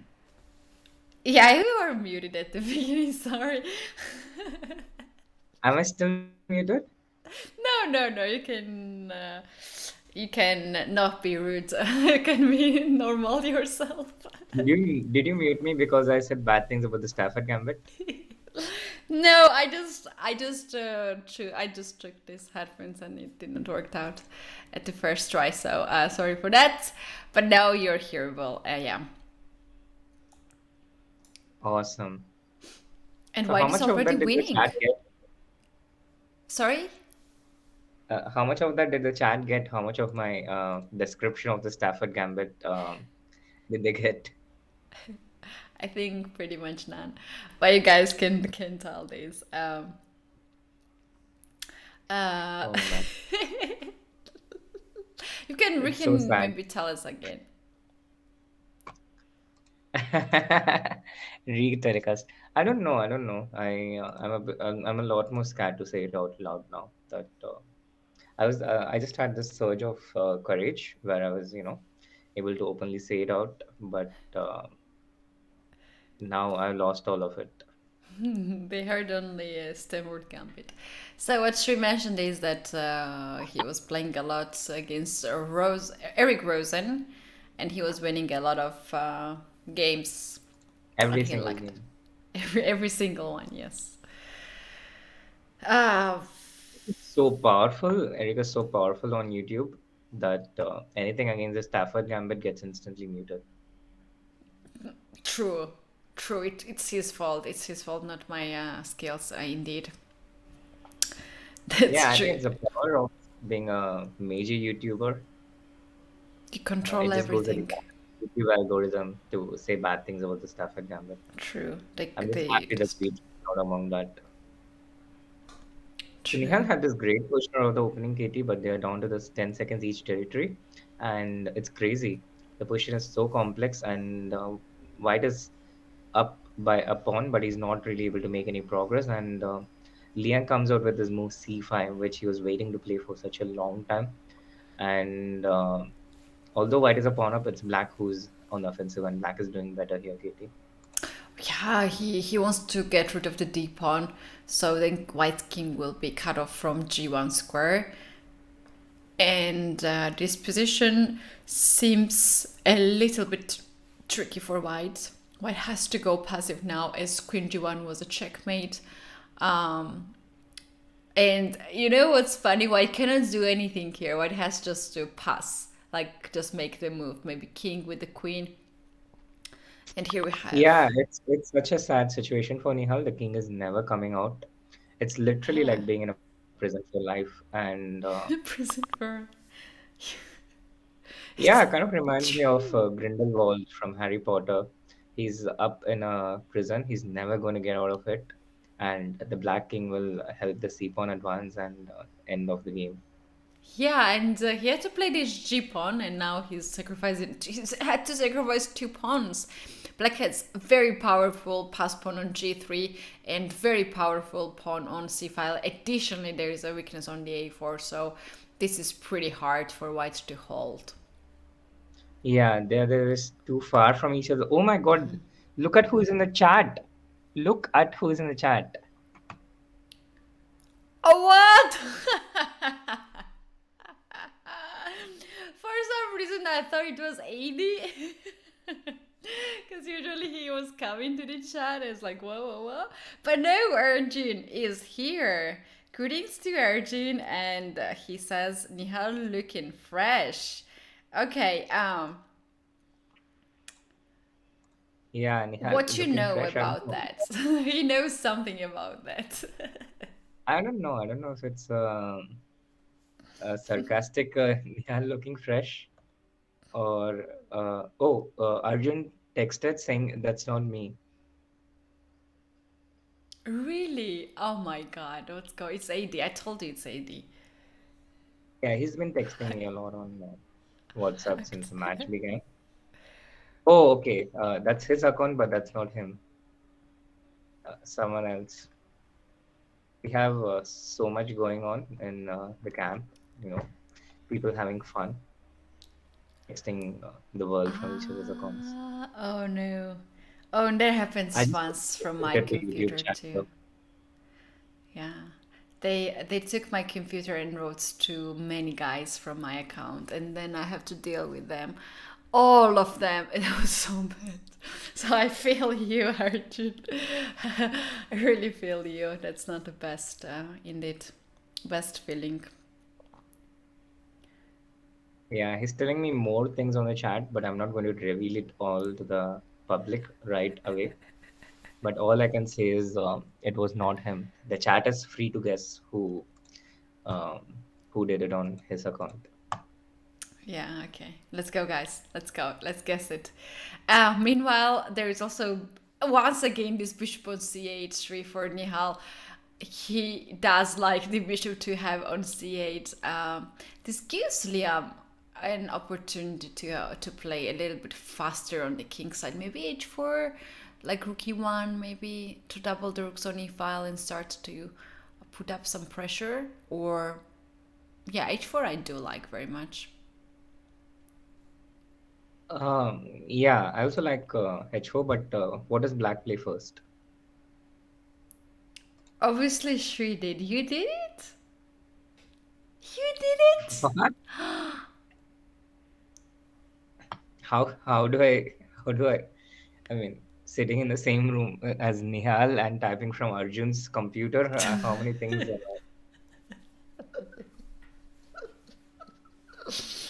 We know you are powerful, but not that much, right? I know. Arjun is saying give hints, one of them very young and rising, and there's one more person who is apparently has something in common with me. Oh, look at that. As we were talking about Arjun's imposters, we have an exchange sacrifice, a strategic sacrifice, which was, I think, more out of desperation rather than, out of intent. And Liang has come out swinging in the 3+1 portion. He's been, I think, playing a lot better. And I think the reduction in the time controls is really suiting Liang's style. Yeah, I agree with that. That it was my desperation to move to sacrifice, but that was the one that he could play and keep it go, because now he has really powerful bishop on b7, and I know it sounds crazy, but black at some point can try to push g5, g4 to use this pin. Not now, not right now. It can be a very bad decision because d6 bishop is hanging. Maybe not the next move, but at some point he can try to use this pin. Yeah, I don't think it's crazy at all. It makes all the sense because this f3 pawn is kind of obstructing the b7 bishop. So you don't want to clear the obstacle. Yeah, I'm sorry about that. I just need to clear my throat once in a while today. It's okay. Happens. Happens indeed, Dream. I was coughing for a long time. And during my commentaries, there was a weird stuff, but happens. So here we have rook 2, g6. He's serious about this kingside attack. It's basically all he has, Keti, because Yeah. he's bankrupt on every other side on the board. True. That the only way to get anything is on an attack against the king, a direct attack. Yes, that's true, but he's keeping still this 6th rank. I do like this. What's White's idea here? In my opinion, Shri, he has to start to get this rook on 8th rank, like rook e8, maybe another rook also gets on e5. You just rook want to d8. attack no matter what side you're on, Keti, don't you? What? You just want to attack against the king no matter which side you're on, Oh, is what the that position. Actually, I If don't. it's black, I don't attack that much in my own games. That would be interesting to see. But yeah, he's gone for it. He's gone for literally what you suggested. But the problem is, oh wait, the problem is the G6 rook is pinned now. Yeah, but it's not so easy for Liang as well to defend against this assault. The G6 rook is pinned, but for example, if we had gone G4, black had queen into G4 incoming. So Liang defends with bishop F2, but here also, I think Nihal had some nice tactic with FG, head G, bishop G3, and queen G5. He could still go for it. He can still take the G3 pawn. And Liang doesn't mind this for the moment. He just wants to take the king to the other side with so little time remaining for him. But he's doing it at an enormous cost of pawns. And it's not easy for him to get his rooks on the 8th rank. Yeah, at some point before b5, the engine was saying that black is even better. b5 was not the move that engine liked it, but it's so hard to judge here any of the players. They're playing on the seconds. There was a move. Oh. Nihal has taken the upper hand, king e1, queen g1 mate, and he has won that. He has swung it around, Keti. I thought it was a game over and he was just spending some time on the clock. Wow. B5 was the move that swung it around, because after B5, into B5, he intended to get C4, distract the queen from the D3, G6 diagonal. So the rook can swing to D6 and end the game. Wow. Okay, sure. Who was that? We need to know. Do you know something we don't know? It's not. Divya is not in the camp.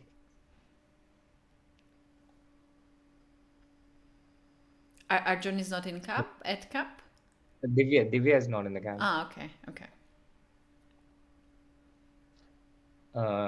So chat is doing pretty well with the guesses. Really? One of them, they've got all the right names, but not all at once. Wow. Okay, that's you. How is that me? You're streaming from his computer. No, you're not. You just joined from his computer.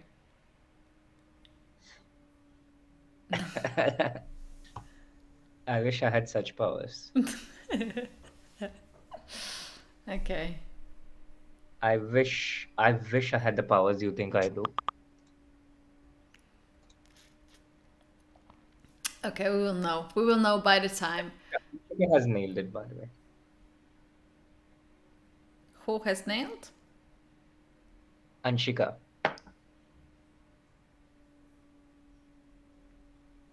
Anshika is like the smartest person in the history of chat ever. Wow. Okay, you guys, we do have some correct answers in the chat. Wow, this is so close position, and who is playing on the king side? Shri, the one who has better position, the better chances for the attack on the king side is going to get the It's point. Nihal. And also, I think the closed nature of the position suits Nihal more than Liang, because a closed position means also less of a direct and concrete fight. Yeah, true. But Liang is really fast. Yeah, it's pretty much all the attention on the king side. Nihal attacking with all his might, Liang defending with all his might. But the problem is you can never defend with limited space. And so Nihal's going to, throw open the gauntlet with f4. And then it's just a question of getting one of his heavy pieces on the h5. Yeah, f4 we have on the board. And it takes f4. Maybe white wanted to play even f5 and then to push the g pawn forward, but we do have destroyed. Maybe knight to g6, knight e5 idea. But it's gonna be a knight g6 is a checkmate. Sri, look at what I just suggested. Knight g6, knight takes g6, bishop takes g6, rook takes g6, hg, and queen h4 checkmate. That was pretty checkmate for white. Yes, so Liang completely on the defensive, and look at the difference in the bishops also, Katie. How nice the bishop on b2 is. What a beautiful life it has compared with the bishop on e8 and the sad life that it has. It can't even go to d7 because that would leave the d6 pawn hanging. It doesn't have the freedom of movement. It doesn't have the freedom of breathing so much, and it's Some moves yeah, like this it's not. three. I don't think we need to give up something to get something here, Katie. I don't think we need to sacrifice our pieces so much here. It's we can, I think, achieve something with sacrificing the opponent's pieces. True, but I would still play five. I would play five before now. I can't. We might see some this kind of breakthroughs here in this position tree, though. E5 looks nice, Yeah, but before bishop it also h5. Yeah. yeah, before bishop h5. So Nihal is trying to figure out the finishing blow here, which he's not able to find. I think eventually he will go for a break with g4, g5, and open access to the g7 point. So he has to move his rook. He has opened up the e5. He keeps his strategic superiority because he was unable to find a clear finishing path. So sometimes when we don't find what we look, oh, look at this, look at this, look at this. Rook f4 with the threat of queen into h7 and rook h4 mate. So Wow. h6 in the board, and now rook g4 and rook g7 looks deadly. Yeah, bishop comes on f6. There's one check here. King h2 just saves the white's king. Rook g4 is very strong. Rook g7, I think, is still very nice move here, and Yes, then to but take it. it could win too. It could win too because um, the king has no way to run, Yeah. no way to run. I think rook Yes. g7 also wins here. Here, queen h6, rook h7, bishop f6, king g8, rook g4. Yes, Katie, your rook g7 is coming alive, and it would be No, rook g4. Rook g4 is safer for sure. Rook g4 is just safer. You don't need to now. You don't yeah. need to calculate too much. You just take, and that's it. King h2 also a very safe approach. Nihal likes to keep it safe. He's uh, he's one of the safest persons you can find when it comes to chess. He's not going to give anything to the opponent so easily. Yeah, that's a very good strategy to have. But on the other hand, you won't get these. Okay, you do get these quick, flashy wins, but only when Nihal is sure that it works. Bishop c1, rook into g7, queen h6. Now you go for rook into g7, but you're not really giving up anything. It's checkmate. And if I hit h5, there's rook g6. So it's GG. h5. Yeah. We have resignation. There was a checkmate in 2 moves, and another game starts really quickly. Nihal is winning a lot of games now, 8.5 to 4.5. At some point, Liang was able to equalize the points, and we both were thinking like he was the one who was the favorite in this match, but now things are going in the really dangerous zone for Liang. Absolutely, Katie. And once again, Nihal is a monster in the speeches format. I think in terms of sheer number of matches played, I think Nihal might have the highest number of matches because he's played in the JSCC Junior Speeches Championship. This is his third time. It's his fourth time actually. He played the first time.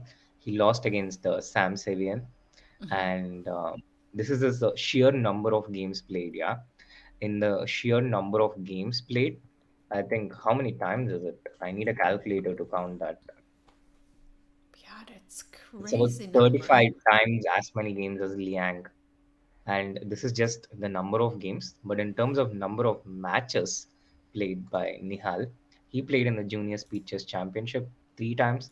He's played in the Speeches Championship, I think only once or twice. He's played it twice. Yes, he lost once against MVL in the round of 16, and then the next time he started winning that. So I think he's the most experienced player in the speed chess format in the history of chess.com.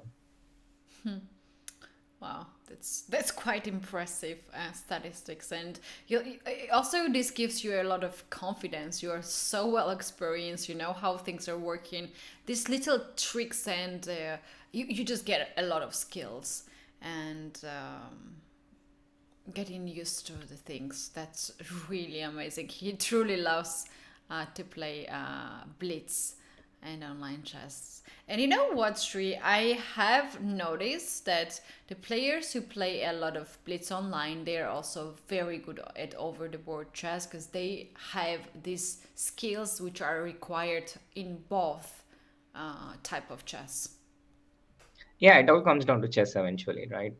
It's not a different game, and the good moves that work here too. Yeah. What's your favorite format to play, Katie? I like classical chess. I'd like to have more time and think, and I like the atmosphere of the tournament. I really enjoy that. And just because I have not played for a long time, I'm not sure I need more time to think. So it used to be my favorite used to be Blitz. I do love Blitz. I can play Blitz forever, like endlessly. But just because I have not played for a long time, it just takes more time for me to think. For some tactics, for some openings. So for this reason, I would go for a classical chess. What about you? It's actually the exact same. Oh my god, we're all Speaking of- people here. I know exactly. Um, Oh no. I know it's sad, but it's true. Said and true. It started out as a boring Petrov opening, but now the Liang is trying to make the game come alive with the creation of a hedge parser. He's going to create a hedge parser with h5, but that will come at the cost of a slightly weaker king. His king is getting exposed, and the queens are still on the board. So with Yeah. king g2, he covers the h3 square, preparing h5. Good point. I think Black will just open up this. Try. Will play this move just in any case to break the chain, and maybe even ask for a He trade. can e2 pawn. Ah, yeah, knight b6, knight c4, also beautiful move. Yeah, it's such a nice position for black, I think, nice and solid. And even with the creation of the hedge parser, I don't think he's in any great danger. I don't think it's such a dangerous pawn. It's only one pawn, and also with h5 g into h5, g into h5 it allows access to operations on the f5 square for black. So I think Nihal is making way for his knight to get that, while bishop f8 protects the h6 point. So now maybe knight to e7. To get on f5, probably. You can also do queen to f5. It goes first bishop h6 just to make sure that the pawn will not go forward, and he's now keeping the opportunities of 97 or 96. 97 is on the board. Yes, 97 on the board. The queen can come to e6 next, the knight to f5. He has some excellent progress on the queen side. This pawn's on b5, a4, having gained space. What this does is when the b2 or a2 pawn falls in the future, there's a ready-made passed pawn waiting on the a file, quickly about the queen. And the white's passed pawn on h5 has been totally neutralized by the bishop on h6. It's not going any further for the moment.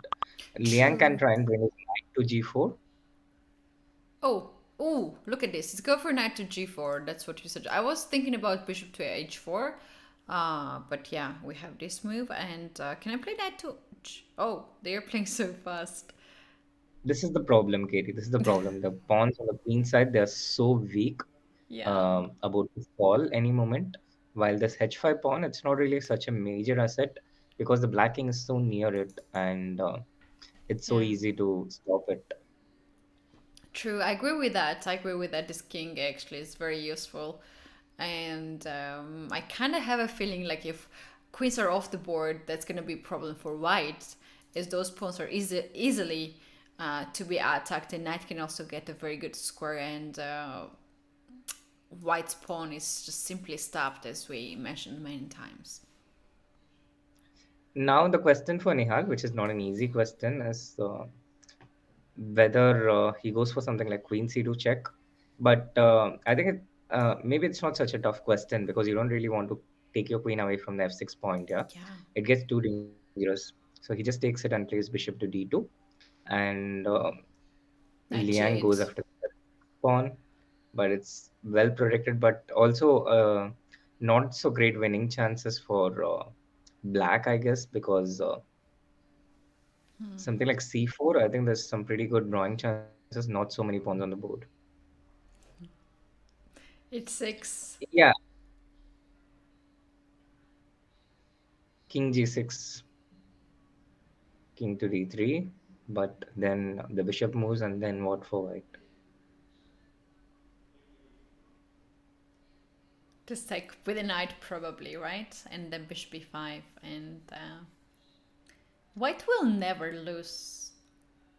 See, white What's changes the that? game. Liang didn't see that coming. Liang didn't see that. Now bishop c3, I think. Do you play bishop c3 or do you take the pawn? Oh, the king is in time. The king is in time. The king goes to e6, b4, king d6. It's all happening exactly on time for Nihal. And now his pawn is faster. It's game over. It's a 5-point lead for Thank Nihal you, players. Keti. Let's go to a break. Let's Wow, go to a break now. Sri, we do have a break, as I just heard in my ear that they just announced it, and also we had it from Rakesh earlier. This information, so that's a 9.5 to 4.5, Sri. Amazing. What a monster Nihal is. Yeah, What a monster. and Liang, a prodigy himself. He's the third youngest American to become a grandmaster, and he's been world champion twice in his age category. And Nihal, after a slow start, has really taken over this contest. yes, and still we're in the middle of this segment of 3+1, but we have 1+1 bullet section ahead of us. A lot of fun. So guys, don't go anywhere. The match is not done yet. We have seen so many comebacks, so many crazy things, and just don't go anywhere. We'll be back in a few minutes, just before the start of the next part of this segment. So see you soon. If White does not win this is such a missed opportunity. Yeah. Oh, but he could even lose this. Knight E8! No! That's too much! David, I don't know what to say. I need a moment to recover from that. This couldn't be right. Oh, Whoa, Queen H1. I'm out. I'm gonna see y'all tomorrow. What a great move. And then rook takes g3 back. And the queen's trapped! That is one of the most amazing queen my traps I've God. seen. Wait, b5! Oh my gosh! He's losing a piece! And look at him, he looks away, he can't believe it! Oh my god! Nihal trying to give checks, but actually now the pawn is moving forward. The pawn cannot be stopped. Bishop d6. Oh, you win the time! He loses on time. What did we just witness? I think that White's position is about to collapse. Yeah, but he sacrifices again. But Oh it's not a my sacrifice. God. It's a double attack.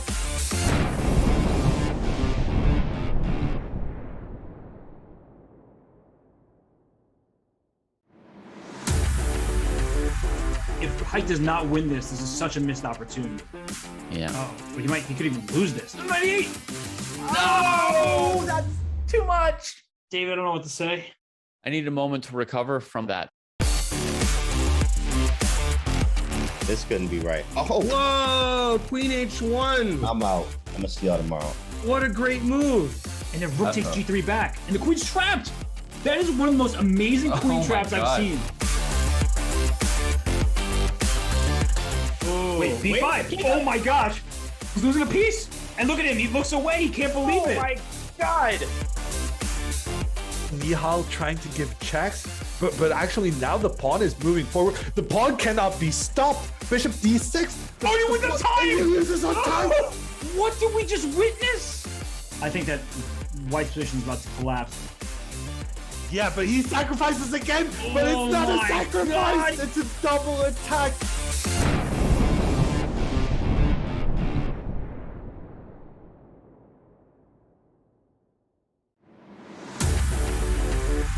If White does not win this is such a missed opportunity. Yeah. Oh, but he could even lose this. 98! No! That's too much! David, I don't know what to say. I need a moment to recover from that. This couldn't be right. Oh, Whoa, Queen H1. I'm out. I'm gonna see y'all tomorrow. What a great move. And then Rook takes G3 back. And the Queen's trapped! That is one of the most amazing Queen my traps I've God. seen.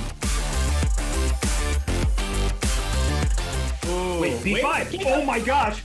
He's losing a piece! And look at him, he looks away, he can't believe it! Oh my god!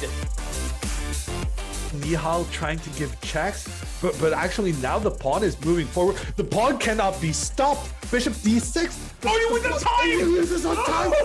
What did we just witness? I think that White's position is about to collapse. Yeah, but he sacrifices again, but Oh it's not a my sacrifice. God. It's a double attack.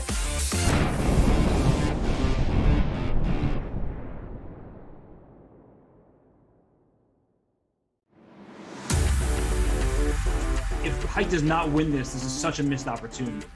Yeah. Oh, but he could even lose this. 98! No! That's too much! David, I don't know what to say. I need a moment to recover from that. This couldn't be right. Oh, Whoa, Queen H1. I'm out. I'm gonna see y'all tomorrow. What a great move. And then Rook takes G3 back. And the Queen's trapped! That is one of the most amazing Queen my traps I've God. seen. Wait, B5! Oh my gosh! He's losing a piece! And look at him, he looks away, he can't believe it! Oh my god! Nihal trying to give checks, but actually now the pawn is moving forward. The pawn cannot be stopped. Bishop d6. Oh, you win the time! He loses on time. What did we just witness? I think that White's position is about to collapse. Yeah, but he sacrifices again, but Oh it's not a my sacrifice. God. It's a double attack.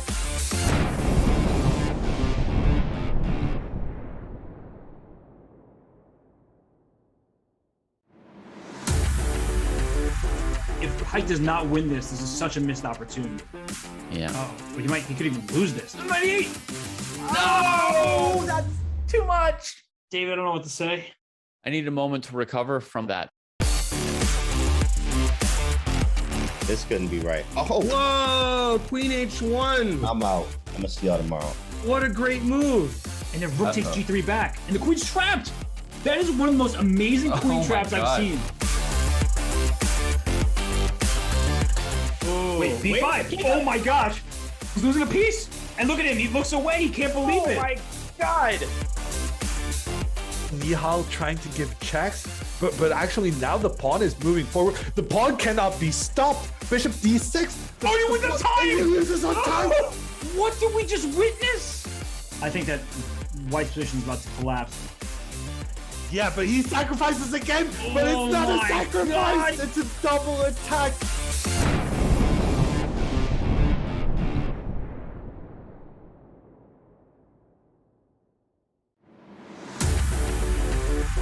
If White does not win this is such a missed opportunity. Yeah. Oh, but he could even lose this. 98! No! That's Welcome back, everyone, for the Junior Speeches Championship semi-final between Nihal Sarin and Liang Awender. Nihal has a 5-point lead, and we are in the second segment of the match, the 3+1 portion. Nihal starting resumed with the white pieces and had a great start out of the opening, but he missed some important tactic, and here we are, where Liang has managed to make things better for himself, and the position remains approximately even because white is going to play bishop e4 and trade one of the bishops from black's enviable pair of bishops. Yeah, this is a very big point difference, and it has been quite a lot of games lately that Nihal won, and Liang just needs to break this, and this break was really good for him to have some time to just put himself together. And Shri also, we mentioned earlier, to make a draw to get some point is very useful strategy, and then to play next game. And also he's with the black pieces in here, so maybe he has to Liam has to go a little bit solid in this position. But would you be able to do that if you are on a 5 point deficit yourself? To make a draw, I would definitely go for a draw, because I very often feel like I have to get at least half a point and then try my best next game. Yes, but also it really drives people into an emotional zone when they just want to strike back. Yeah, Yeah, they just you want to want to. strike back. The time is limited.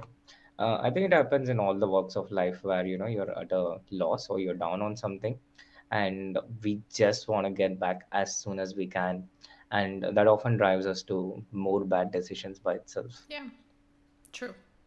That happens every time to me when I play bullet chess, and it don't go the way that I want. I can And never stop, and it gets even worse and worse and worse, and I have to just click one button and just end everything right away. So you have to be. But here it's not so easy. It's not only Liam who's playing. Maybe Nihal feels really confident here in this situation with a knight on d3. I do like this knight on d3. Controls whole board, and now white is trying to create some weaknesses on the king side, starting with g4, maybe g5, rook h4 is the try here for white. yeah, but Liang is having none of it. He plays g5 himself. He nips the idea in the bud, and he'll probably put the other pawn on c5. And the knight on d3 looks good, but so does the bishop on d4. And I think they're kind of in an impasse. Neither side can make much progress. Yeah, this might be the game we were talking earlier that can end in a draw. Yeah, it can end in a draw, but Nihal would still have a 5 point lead. And I think Liang has to maybe try and press on here, try and take his chances, because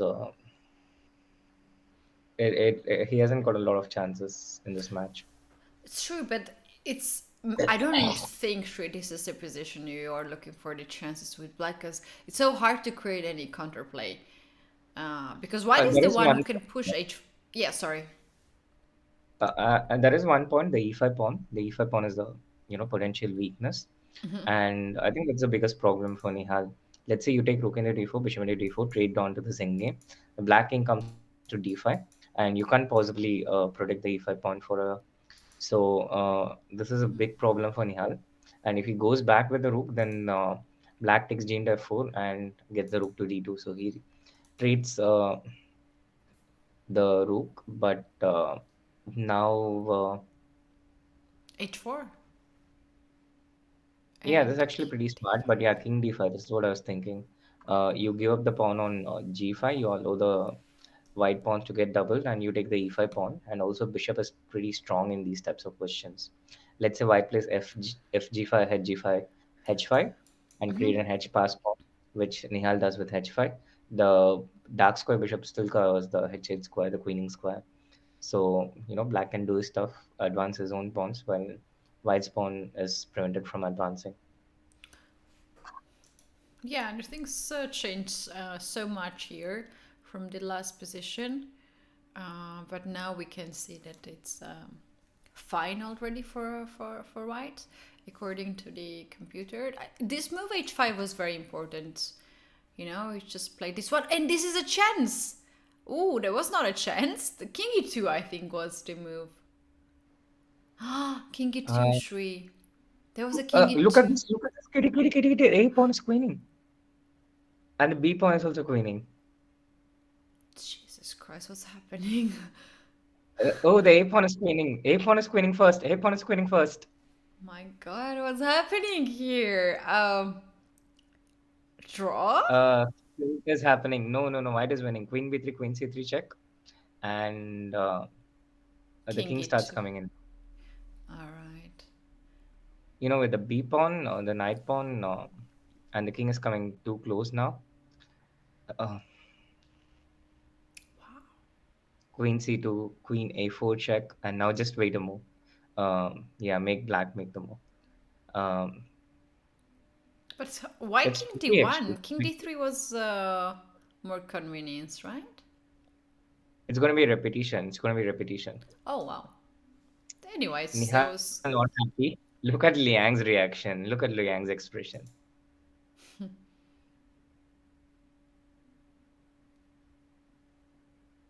Yes. The three game repetition though on online Fine. chess. Oh, did you see the opening there? Yes. Nice try. Nice try. We call it in Georgia babies checkmate. How you guys call it? Fool's mate. It's, yeah, fool's mate also in India? Yeah. Yeah. It used to give me points once upon a time. I know. Me too. A lot of points. I know. That was a nice try. That's why Liang was smiling, because he played this this way. But I have seen it somewhere earlier, Queen f3, early Queen f3 and then g4, and the white has even in this position very good attack on the king side. But knight g5, I don't like for white. Do you think it's a good sign that Liang is, seems to be enjoying himself so much despite being down by 5 points? Do you think at some level he seems to have accepted that? That's what I was I actually. Yeah. I don't know. It can be two ways, yeah. One is either you go into the match knowing that things can go either way. It's going to be a tough contest, but whatever happens, you don't want to lose control of your emotions, or rather get into an emotional roller coaster. So you keep yourselves cheerful no matter what. Or sometimes it can also lead to being not intense enough. Being a bit too casual when you just accept things as they come. It's a difficult balance. True, I was actually thinking the same, to be honest. When I saw this, the end of the other game, he was smiling. Other players, we have seen other players, also the adults, like Speed Chess Championship. It's so hard to hold the face like a normal face when you're losing and losing and losing again. So, Liam is doing this amazing. He's not showing any emotions. This is a great sign for a chess player. You really need to have this skill, and you also shows that he has a very good nerves. And Oh, Keti, allow this bishop on g7, by the way. Is there some bishop into c4 tactic here? bishop c4? Oh, queen e5. We want to play queen e5. Yeah, but take on c3 with a check first. Yeah, takes in queen e5. Wow, that's beautiful. Wait, there is a queen g4? No. Why not? You can do now, Just but bishop bishop e6. e6. And you can do it right after this, so. Yeah, you don't open up monster bishops like the one on g7. Yeah, two bishops. Looks like very much like a Catalan bishop, except it's on the black side.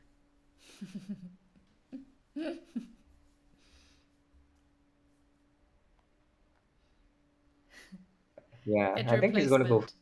replacement. Yeah, it's like no matter where you're born, you take control of your destiny. So white or black, be the Catalan bishop.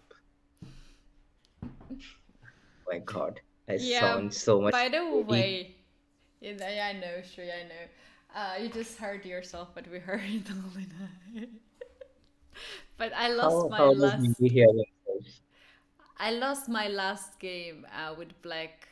Very important last game in Catalan. So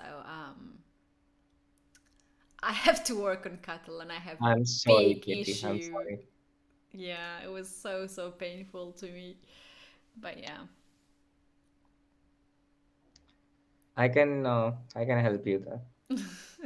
That's how I felt when I was losing, and I told her that I was thinking so much about how I could play, and I was like, "Oh come on, I should know how to play Catalan. It should not be like this." Yeah. Yeah, you do. Look at this pair of bishops on an open board. It's I like the feel really Dothraki bad. ghosts. To play against this bishop, it's not. Maybe rook to h7, but then this comes Bishop on takes away and this. f3. Yeah, the pin on the long diagonal, the e2 knight hanging, because it's dependent on the c3 knight partially. Uh, I think Liang he resigned this. Yeah, he went for it. Liang, when his position gets bad beyond a certain point, He was what? just b5 and a6. Nice. Oh man, when he started with his B moves on the first move. Look, he's trying a lot of funny things now. He's trying. Why is he doing this though? It looks like he's kind of resigned the match, to be honest. I start feeling that. I start feeling that Liang has had enough of it and he just wants to end the torture. Yeah.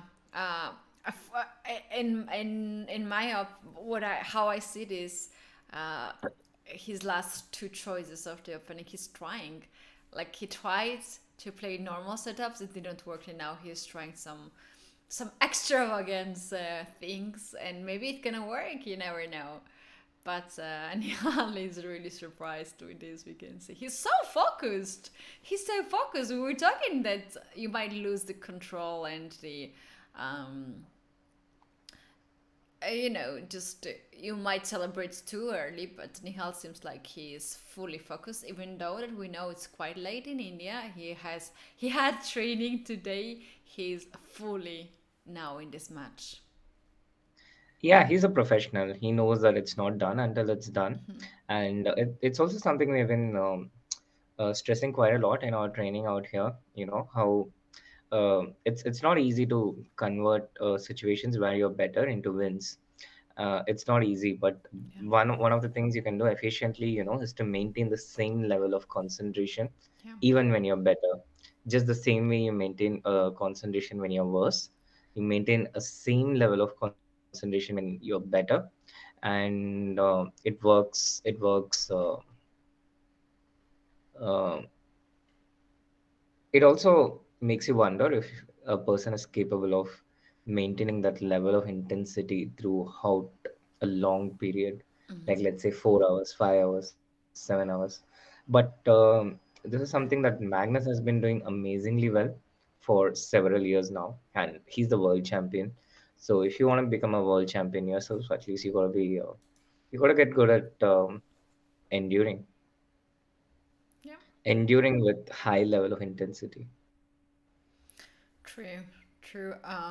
Just now looking at the rating of Liang, it's 26-13.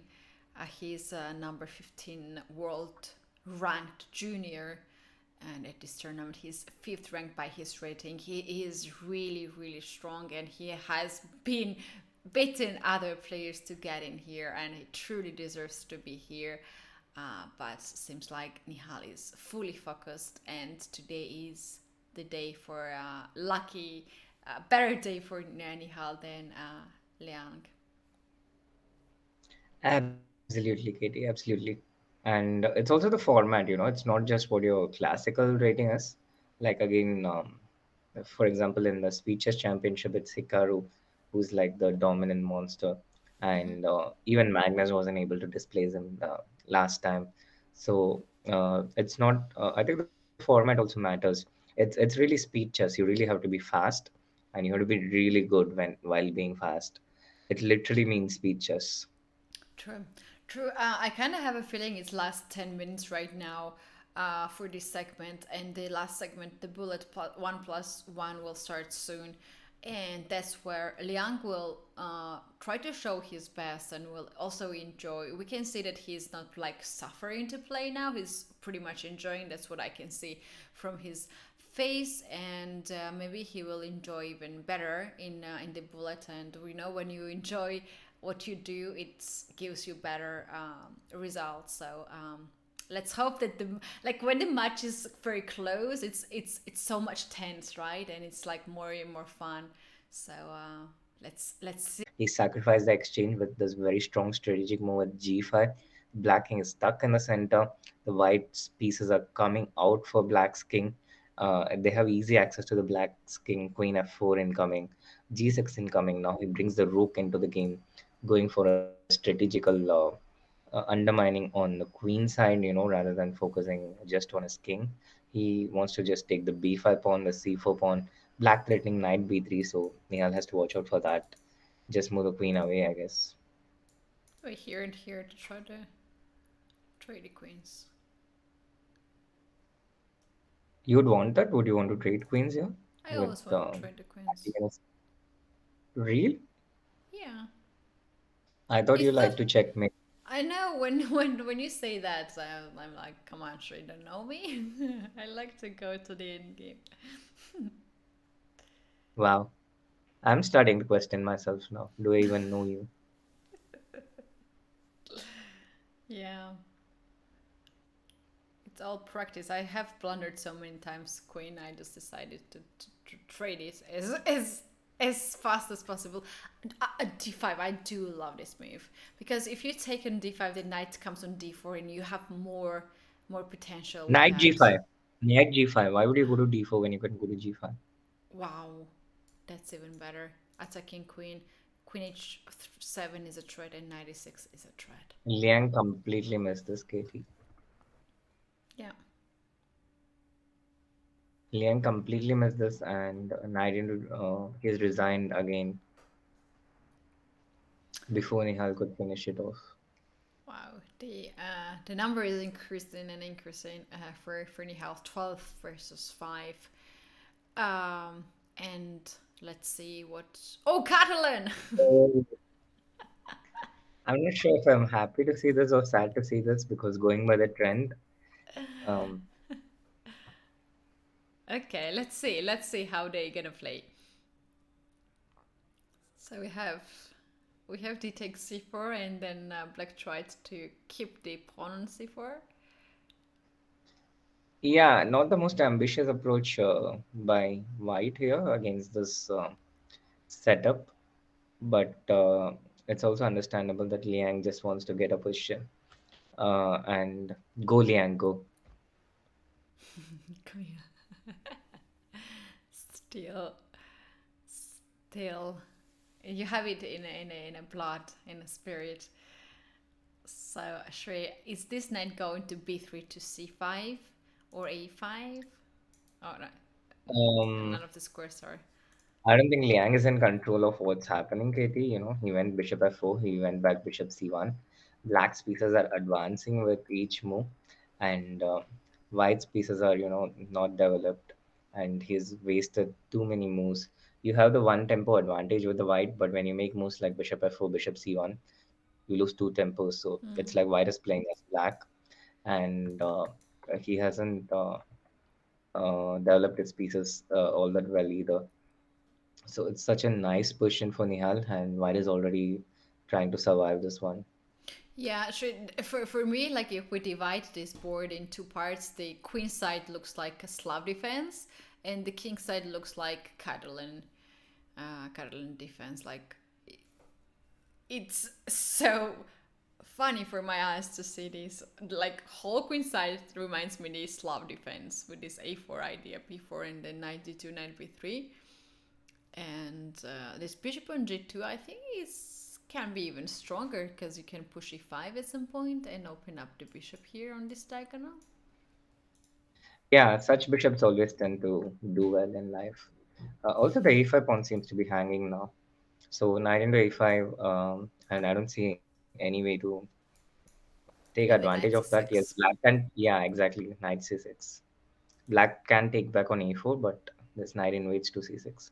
Wow, look at this, +1. Oh, e5? oh, oh, what is this? What is this? Why? Why did he have to do this? Why does he play Catalan and have to blend a piece? Oh wow, bishop. And he thought really long for this. I I think he think I was. think he's looking for some rook c1 here, but black can start with knight into b3. Maybe he just missed that. Knight into b3 and e into f4, and I think Nihal wins a piece.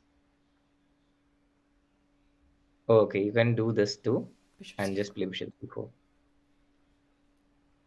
No, Liang is on a complete tilt. He's given up. How about knight d2 straight here? Then bishop can go just on e6 or somewhere. Wow. Yeah.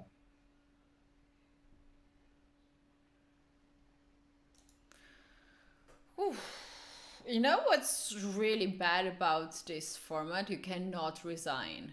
You have to play. Like when Yes, you, you cannot resign, but people just start losing when they feel like resigning. yeah, like when you lose a game in the over the board tournament, you just resign. But Yes, but you don't have that option everywhere. Yeah. For example, in life. yeah, So sometimes you have no option but to keep fighting, keep moving give forward, us some take hits. example. Um, I don't know. Many times you feel so low that you just want everything to stop. You just want to exit, get out. But you have to just keep going. Life keeps going on. It's like a treadmill. And I think you learn that after some experiences that no matter what, you have to keep going on. You have to wake up and do things. True. Either you can feel better and start doing things, or you can start doing things and that will make you feel better. You can't always wait to feel good to uh, make action. True. Yeah, but sometimes it's also good to just stay in the bed, cry a little bit, and then wait for things to pass, and then wake up stronger. Wow, this is so tough match for Liang. The things went in a way that I'm sure he never planned. Yeah, we don't plan for such things, but okay. Again, when you run into Nihal in a JSCC match, um, I think only one person has managed to have things go according to his plan, and that's Sam Sevian. Mm-hmm. Yeah. So this game might be the last one, Tree. We have 1 minute and 40 seconds on the board, and they can use all this time. Yes, but I really don't think it will be used up, Katie, because Liang is completely lost. I think he will resign in the next few moves, where before the 1 minute countdown Ah, hits. yeah. He's losing this piece, and then we'll start a new game. And there we Yeah, go. it just That's it. happened. Wow, if I was really a blunder. And this is the last game. I think we do have a Korkan defense. And let's see, Bishop G4. Yeah, I think it's his first e4 in this match, Nihal's match, with the white pieces. Is switching. By the way, Nihal's childhood openings, Knight of and King's Indian. What were yours, chat? And what about yours, Can Katie? I say? Can I say? I think it's Aliahen. Knight f6. Yours? You're not impressed? You used to play Alka in defense? Yes. No? Interesting.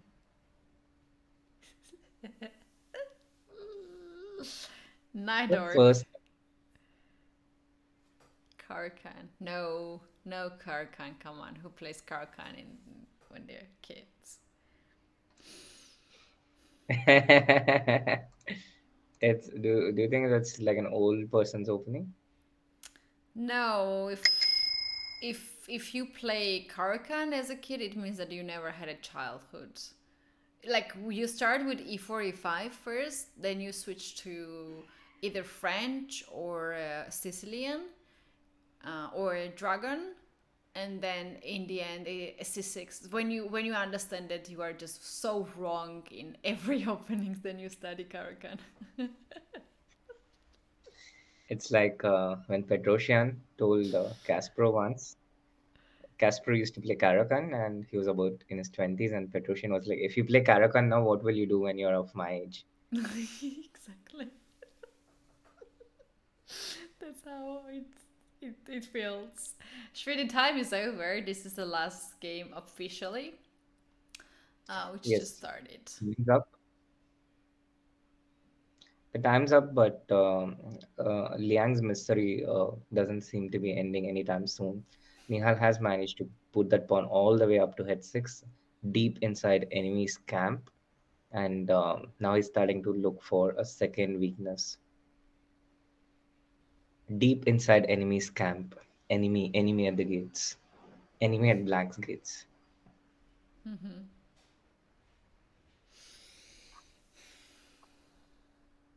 Knight to d2. Where is the knight going? b3, b3 c5. c5.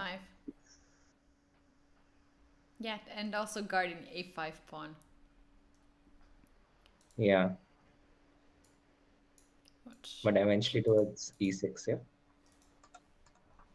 Do you really like to trade queens, Katie, or were you just joking? no, I do like. Oh, you are still thinking about this. Once my coach told me in Sicilian, if I trade the queens, I will have better end game. So I played one of my first tournaments under 10 Georgian Championship. I was playing very strong opponent. She became a Georgian champion. I was chasing her. I played 10 moves in Sicilian by my queen. This queen b6, queen a5, queen c5, queen c, a lot of moves. In the end, I blundered it. That's the painful game. I still remember how I blundered it. And ever I can since, imagine who is learning from you as a child. yes, ever since I'm scared of blundering queens, so I love to trade the queens. Queens should be off the board very soon. Liang would love that though, because when he plays queen, when Nihal plays queen b1, I know. and that's the h7 pawn, the black's e6 pawn is going to be in real danger. It's gone Now rook Nihal e3 is first. for the kill, like a tiger, Maybe he's going stacking to queen e2. Queen to queen h5. queen e2 or queen c2, Yeah, queen c2. c2. Now g4, Yeah. g4. Or do you want to hit on e6? G4 and rook e6 then on knight e6. I don't see the defense out of that. Yeah, me neither. I'm not really sure of Liang cares anymore. What do you think, chat? Looks like he literally doesn't care. G4 on the board, knight into e6, rook into e6, all the threats in play. You can actually take on e6 now, but The G4 Liang would pawn is capture that on hanging. e2. Yeah, but I have rook g3. Okay. So that's one way. I mean, I can win the queen, but question is, do I want to do that or do I have something better?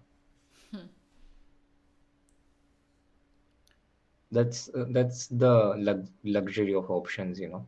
Sometimes it's a paradox of choice. Sometimes, you know, having choice makes things harder. But when all those choices are good, it makes life better. True. He's taking a lot of time, anyhow, here, and I think, yeah, he was calculating knight to e6, and he captured this knight here. If rook takes e6, this rook is hanging two ways. Queen is now under attack. If queen takes g4 with a check, rook g3 covers and attacks g5 pawn. If queen leaves, then queen comes to f5, and with a checkmate in 2 moves. That's pretty much game over. Yeah, but I can imagine how Liang is feeling right now. Oh, by the way, we have another 2600 chess player in the chat who's also a promising Indian junior. I'm not sure if Is it him? that, We should have a code words, okay? Something that we can make sure that yeah, I can verify him if he texts me on WhatsApp like Arjun we need the code word if that's really you. did. Yeah. It's Is the your boat safety. frozen?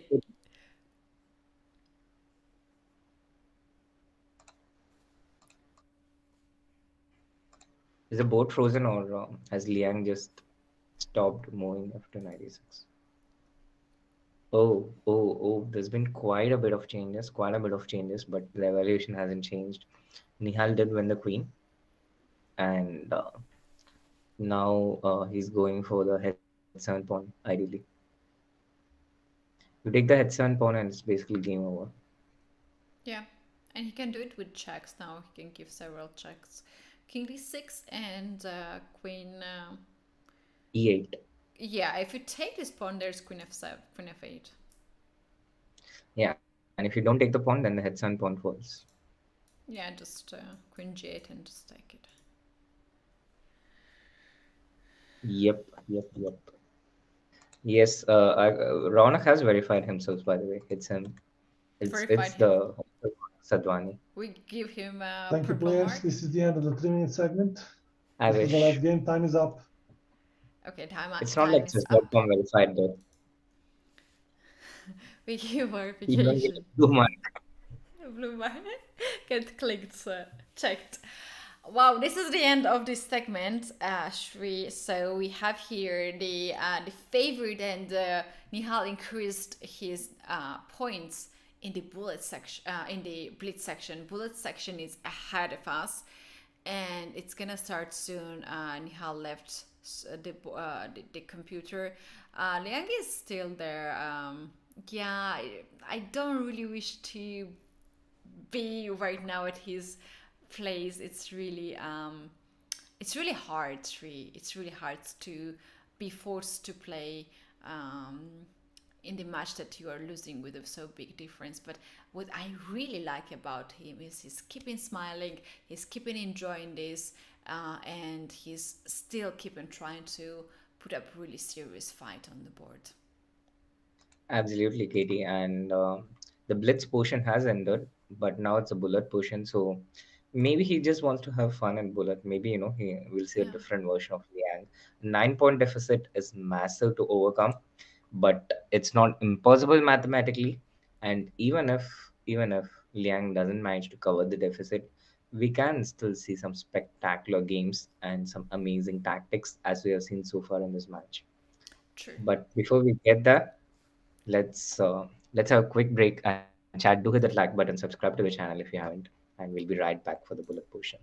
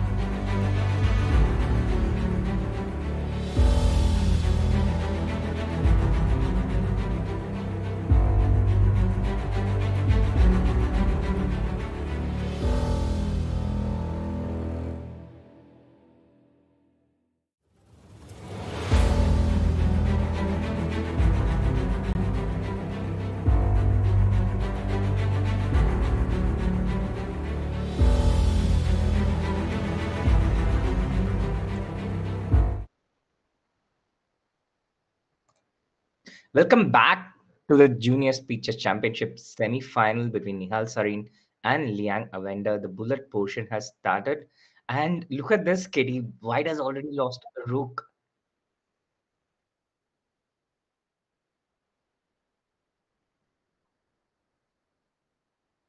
No, I don't think it's a line. He just blended it. It started as a King's Gambit. If you go back to move 3, he played this move F takes E5. I think he just blended Queen H4 check, and he's won the game. Oh my God, Bullet has changed nothing for Liang. The game ended in almost barely a minute.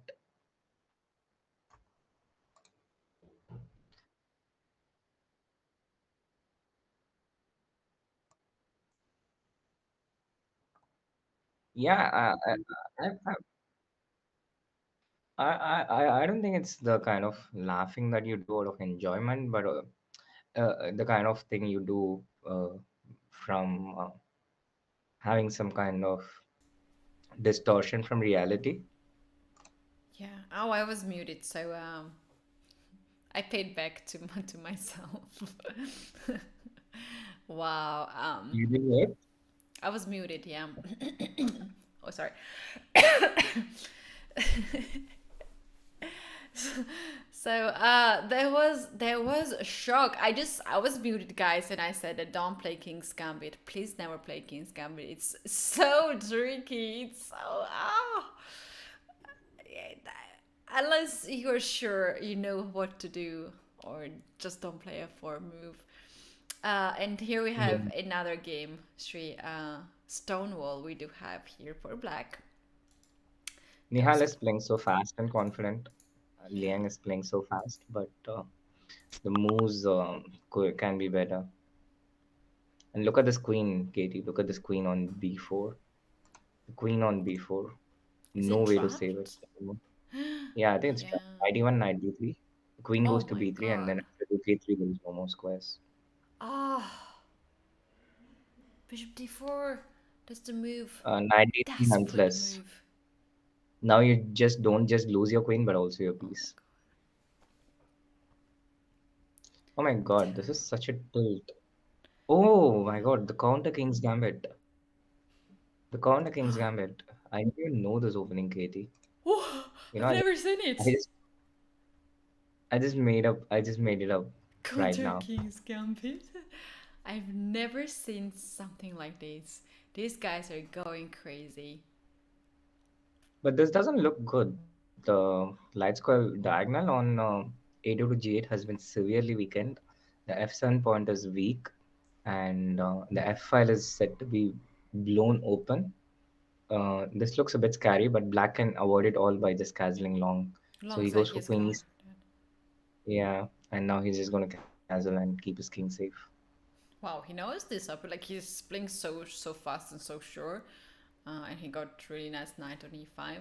Sure, you know what's the name of this opening? At least what I see here is King's Gambit declined, Queen's Knight Miles defense. I have no idea. I just read the words here. I know Queen's Gambit declined. King's Gambit declined, Queen's Knight Miles out defense.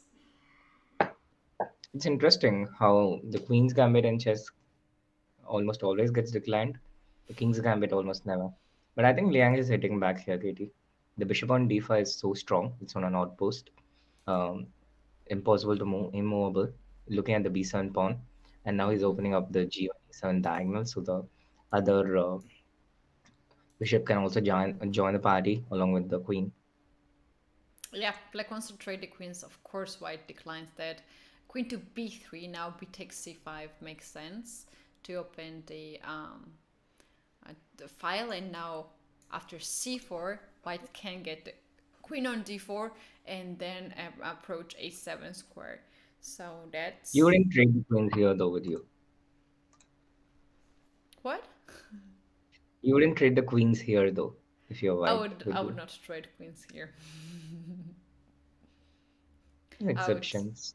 I would definitely not trade queens here. How do you checkmate here as white?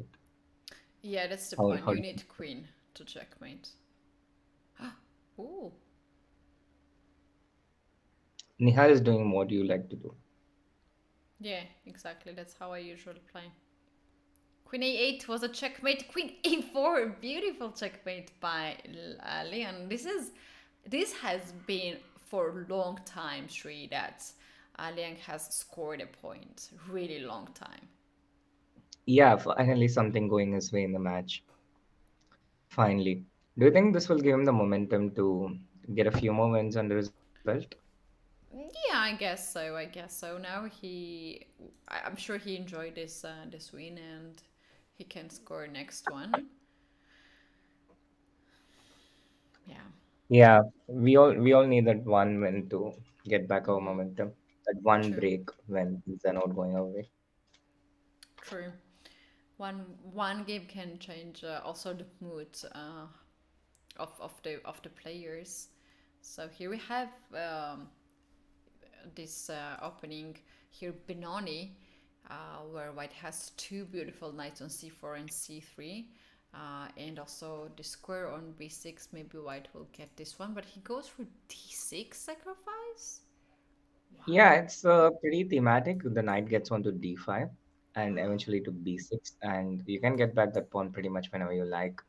It's like I don't know what to compare it to because when my friends borrow stuff, I'm not sure if I'll get it back.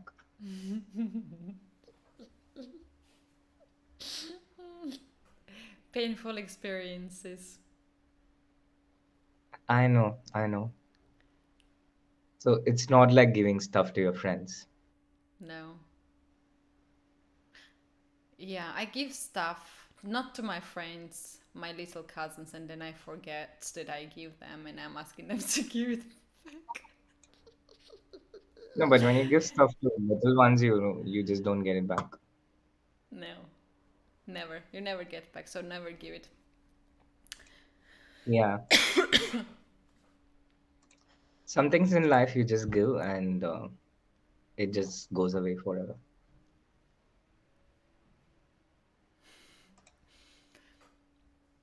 True. True, but Shri, I don't think Black will give up this pawn any day soon here. Look at this, both rooks, knight and a queen, guarding d6 pawn. But the bad thing is that they are so focused on guard this pawn, they cannot use any of the power for attack or for another plan. Yeah, that's what happens when you hold on to things too much. It stops you from doing anything else in your life. So, never get too attached to one particular thing. In this case, the d6 pawn. True. Like it's like the attention of a person. The entire thing is gone towards the d6 pawn, and there's n- you can't do anything else. I'm mentally growing after each of our commentary. I have to admit. I'm not sure if you want to grow so much so fast. Now finally the d6 pawn is. Yeah, this is what happens again when you. Oh, king of sun, horrible primo. Premium, yeah. And you kept the d6 pawn, but at what cost? Black. At what cost? It's like you held on to the d6 pawn, but you gave up your whole life. Yeah, I skipping to play f4 move because it's more sharp, of course, and kind of makes sense, but mm, it can be just a free point for Nihal because he definitely knows how to play against King's Gambit. I don't think so. I think he's just freestyling here, having fun. He knows a bit, but I don't. It doesn't look like he's playing any known preparation. I think he's just trying to get acceptable positions out from the opening. But it also doesn't look like Liang seems to know any particular theory. And now after queen into d5, he's in trouble because he can't castle on either sides. Queen g5? Queen trade? What would you do, Katie? I would not trade with black. Actually, this is very nice. If you trade, I will get knight on d5 and knight e3 then. So I traded queens in my terms. Knight b4. Yeah. And now bad pawn structure. Nihal once again has this technical position where he has shown superiority all along, and this seems to be going his way too. Knight to b4, the d3 pawn is falling. The d3 pawn has fallen. Liang literally not carrying. He's just playing so fast, as if it's his opening preparation. He has 44 seconds on the board at this very end game. He just wants this match to be end, in my opinion. 18 minutes before the end of the match, and we do have here 11 points advantage for Nihal, and in this position he is having extra pawn. King b6 now would be a blunder. Oh my god! I don't believe he went for this. It's basically harakiri, yeah. He's just Oh. committing. You don't care about after beyond a certain point. You just don't care anymore about losing more. But When he's you've lost losing his everything, you have rating. nothing. Yes, but He doesn't it care. doesn't matter to him right now. A part of his brain has had enough, and it just. I know this feeling because sometimes it happens to me so often when a part of my brain refuses to work, and I'm only working with one part of my brain. And when you're playing chess, though, you can't afford to do that. You have to work with every part of your brain. But when you're not playing, What the other part of the brain usually do? But yeah, I agree. I know what you mean. they can do the routine stuff, like things we do in autopilot automation. You can do those things without involving all the parts of your brain, but they can't do everything by on their own. And to solve complex problems, you need to really involve your brain. Chess is all about that. True. Wow, tough day, tough. So far, Sri, what we have seen at Junior Chess Championship, I think this is the toughest match for one player. Like the other matches are just you never know. It's just going around. There is huge difference in some of the matches, like 5-6 difference. But here, the way how Liang is playing is just he gave it up. Yeah, absolutely. Something similar happened to Nihal in his first ever JSCC match against Sam Sevian. He lost in similar way back then. So uh, it can happen to anyone. And also there was this match between Nihal against Daniel Naroditsky, and this was without increment, a similar format but without increment. And Dania played absolutely amazing in that match. Nihal was awesome. He was leading at one point, but in the end, Dania prevailed. So, I mean, it can happen to anyone, Yeah. any human being is capable of going through such a decimation. True, true, true. Yeah, Daniel is the bullet beast. He's really fast. The way how he's like thinking and making moves, also the technique, it's really impressive. But also Nihal, we see how well he's playing, how strong he is playing. Knight f5. What's that? Can I take? No, I can't. I actually thought he would take on d5 first before playing knight f5. Yeah, and I was then looking at it for some time, but he goes for it directly, wanting to trade queens. I would have preferred to not trade queens because now this knight on h5 doesn't really feel so important, and Liang keeps the d5. there was a match I don't between Tabatabai and think Nihal. Was the same scenario? I haven't seen it. Remember? yes, but with Nihal winning, oh, he's losing this game though. He just lost the b2 pawn and the c3 pawn now.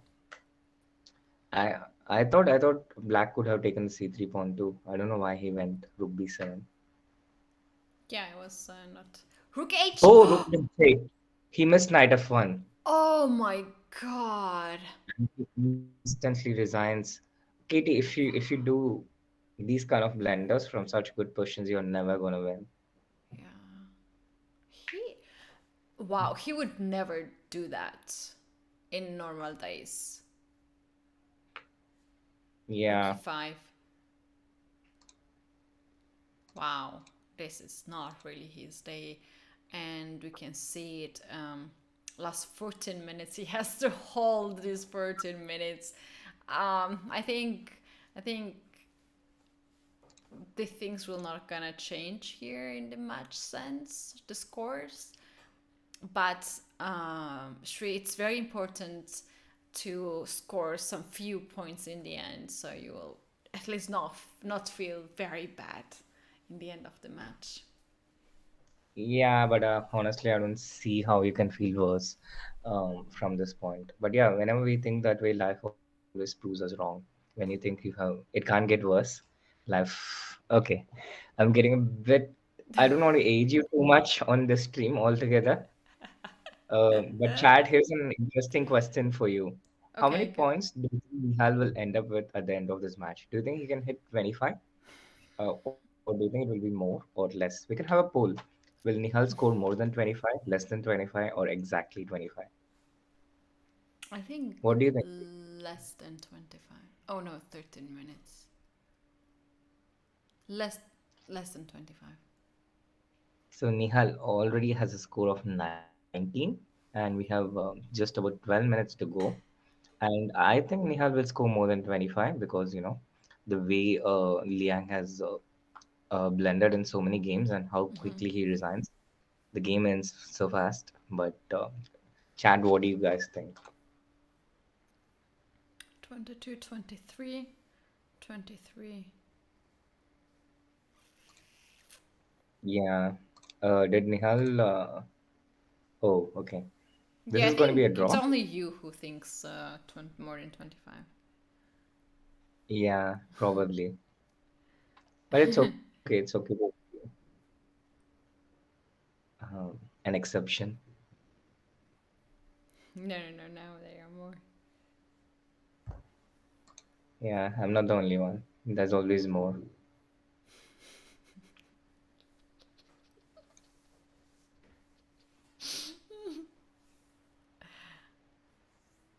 Wow, that's an. I think Not the only one. we still have more of less than 25.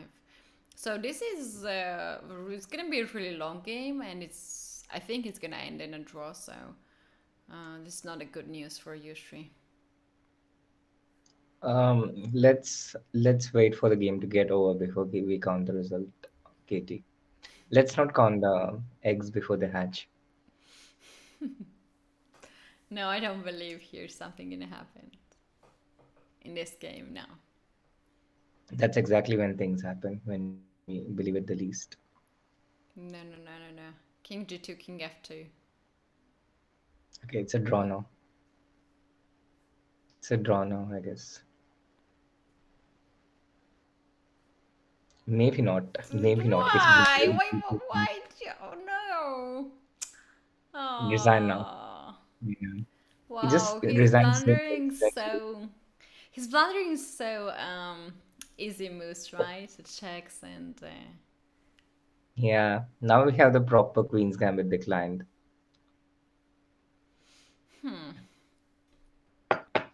The main line of the Queen's Gambit declined. These questions can get nasty and unpleasant for Black really quickly if yeah. things go on their hand. But But it looks black, like Liang has managed to get a nice position out of the opening. yeah, black has developed the light square bishop. That's usually the problem in this setup, and now everything is just exchanged on the in Yeah. the center. The Queen take the way you like it. And Yeah. the c6 square looks so tempting for the white rooks. Knight g5, rook e8, rook c1, and the c6 square would be nice. But the problem is then the white knight would go to h3 after h6. So you said Knight that g. knight should be capped for white. Yes, the knight should be kept, but Yeah, f4 is a nice move. Knight to f3. Nice square for the knight, e5. And rook c1 now. Rook c1 and rook c6. I can't believe Liang didn't play c5 though.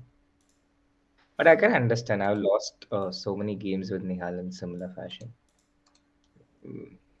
Once, sometimes, when you lose so much, Mm-hmm. uh,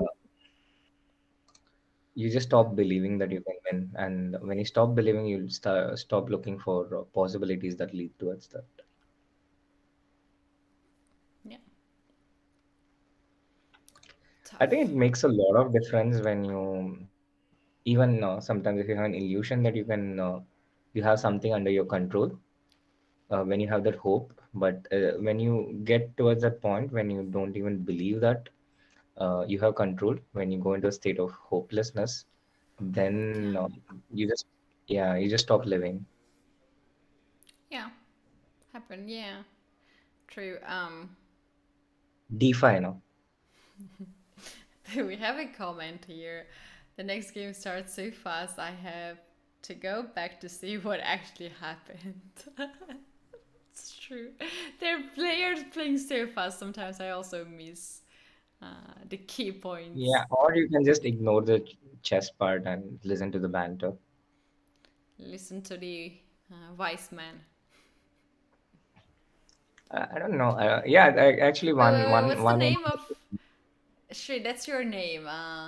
The coach, the vice master captain. of Kung Fu Panda. Master of Shifu. Shifu. Yeah, your name is Shifu. Shri Shifu. I'm not sure if that's a good thing. You guys in the chat, do Dad, do you you agree believe with that? that Shri has the character of Shifu? Mm. I think I'm like Tiger, you want I to don't be a know. tiger? No, I don't think I'm Tiger. Tiger is too serious and intense. I I thought I'd be like a mantis, quite small. Who is that? Shrifu, Snake? the insect. Okay, okay. No, you're Shifu. Well, at least I'm not Oogzy. I have watched Joking. Kung Fu Panda with Nihal a few times. You have not? I have. I love Kung Fu Panda. Yeah, me too. It's We wonderful. have watched it together on times when Nihal was feeling bad after a loss. Oh, so nice. Today he's not going to watch Kung Fu Panda. He will be very excited, I'm sure. Oh, but it's very Yes, nice. That's so he very couldn't nice. sleep because we had to wake up and train tomorrow. Never Life ending. doesn't get any easy whether you win or lose. No, and Shri, is there like pressure on Indian teams? Actually, both teams are so strong. Now as the tournament happens in India. I think no additional pressure because of that. I think it's only it's good in a lot of ways that we have this tournament in India because the facilities and the support that we have been getting is off the charts. It's amazing. It's nice to be treated. It's nice for the place to be treated like. C5 wins here. C5 wins here. The a pawn queen. Now even he missed that. He missed See, that. He see, was I think he was, but even now, Katie, it looks winning for black. I don't know why it's 0.00. Black just goes c5, and uh, although white is a pawn up, the a pawn is set to queen. maybe King E3 and C5 C3 P5. Ooh, that's correct move. Yeah, I guess this is the move. You How had to B5 is correct move. This is so because you have to interesting. lose. You have to make exhaust all the waiting moves for black. And if A5 here, King A3 now. Yeah, now the king is in time to catch the a pawn, so this could be a draw. So we're not really getting closer to 25. I think you're going to win, Katie. Yeah. 4 minutes? No. E4? Queen D4? What? Why not Why? A4? Now just what? Oh, this is a draw. But I think Nihal could have won that. Yeah. Nihal could have won that, but he wasn't really looking for a win there. And now it's a draw. King F3. And King Yep. gets into the... Yeah. What a game. What a game. This Queen end game was... No, it was a Rook end game. It was earlier. B3. Yeah, it's a draw. Chat is going like Sama is Panda. It's a draw. It's a draw. That was so funny. Somebody mentioned earlier if he's going to play B3 or not today, and he gave it as a present for a good night's sleep tree. What happened there, Katie? I zoned out. Oh wait, don't tell me. I'll watch it later on stream. Okay. Wow. But he got really good pawn chain on the queen side. I do like this before c5, d4, but also gave up d5 square, which white just got. But is this bishop on e4 will be trapped like after f3 next move? No, because the e3 pawn is always under attack. So I think it's not so easy. Just takes the bishop with the knight. And maybe d takes c5 then and just take the a4 pawn. Yeah.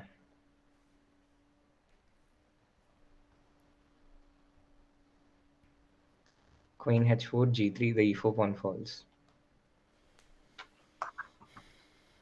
It's like b3 is like a signature move of Nihal, yeah, when like people do the signature move when they finish off wrestling matches.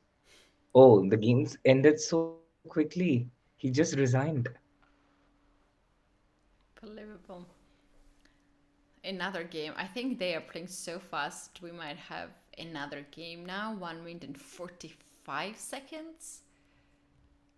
But Yeah, queen a5, c3 is attacked, b5 is attacked. How do you defend? rook b1. Yeah, you can do rook b1. The king comes to d1, and because of this dark square bishop, white gets a lot of compensation in these positions. I'm not a big fan of French, capturing this c pawn tree because now you're losing so much time. yeah, the French defense whenever is such a suffering for black.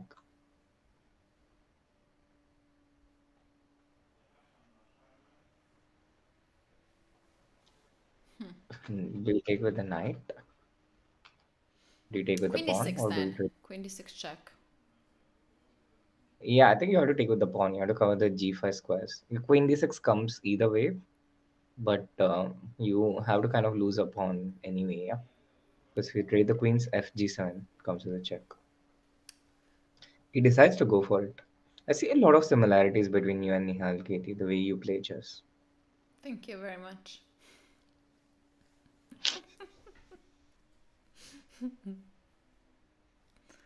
It's a huge compliment I have received for a few months. I wonder if Nihal would feel the same way. I don't think so. I don't think he will take it as a compliment. We should ask him that, you know. Sure. He's polite. He's polite guy. He will Yeah, just he's smile. polite in public. Yeah. I'm sure he would say something nice. He'll be like, yeah, sure, yeah. Or just smile. I think he will just smile, not even say a word. The time is over, Shri. That means that Nihal obviously won. There is no way that Liang can turn the things off. The time is over. 22.5 to 6.5. Which, and this game is still in progress, but this will not make any difference. You also lost 3. There's no 25 plus score, so bad guessing. Yes, Keti, you won. I accept. I resign. But I'm always happy to lose to my friends. When they win, I win. You win versus the enemies. Bishop c6, rook is hanging, and this gives black an advantage. I do like the pawns on d4 and d3, and I thought that he would push the pawn d3 earlier just to. Oh, and then Rook he would b5. lose. What are they repeating? Is Nihal like? Oh no, he still wants to win. Greedy Nihal, but he just lost all his pawns now. Oh. 3 seconds each. 2 pawns. I don't think Nihal would want to end with a loss, despite having so many wins. Really? He wants to win, right? Yeah. Yeah, you always want to end with a win. But this would be nice for Liang. The best. Yeah, Thank it's you, over. players, for the great match. Over. The time is Nihal up. not happy though. The match has ended, but you're not seeing him Congratulations, Nihal, smiling. for qualifying And to the Liang final of the looks Junior Speakers cheerful. Championship. If you didn't know the Thank you, points, Awonder, who for do you the great think run in was the the winner event. here? Hope to see you soon again. Yeah, okay, yeah, they switch off the cameras. Nihal, I'm sending you a link to another Zoom call for an interview, okay? And Nihal Sarin is on to the finals, ladies and gentlemen. He's on to the finals of Okay, if the you can Junior go to Speeches this other Championship. link, please. Yes, he's the #1 seed, an absolute favorite of the tournament. Thank you, and Awonder. number It was great 7 having you. in the world. Oh yeah, thank you as always. Yeah, it's great See you being here. soon in the next Yeah. event. So, Okay, bye. Yeah. Yeah, thank you so much. See you. I don't know if you guys can hear this. Zoom call. I was in the Zoom call, and I think you heard it. Yeah, sure, you would probably not hear this, but Liang just said thank you very much and congratulated to Nihal. That was really nice. He's really nice person. I'm so impressed by him. He was smiling in the end of the game and congratulated and said thank you. Like usually chess players are storming out, like, oh, if they are playing over the board now they're storming from the playing venue. If you're playing in the online, they are storming from the Zoom. But now he stayed and he congratulated. That's very impressive. That's wow. Absolutely, I'm really Katie. It's impressed now when I impressive heard. and Yeah, excellent nice. sportsmanship from Liang. Yeah, really nice guy. Once again, let's bring up his board. He had this match today, and Nihal had win the match with 22.5 to 7.5. So that's quite impressive result. Let's take a look at the. Let's take a look at the upcoming matches now.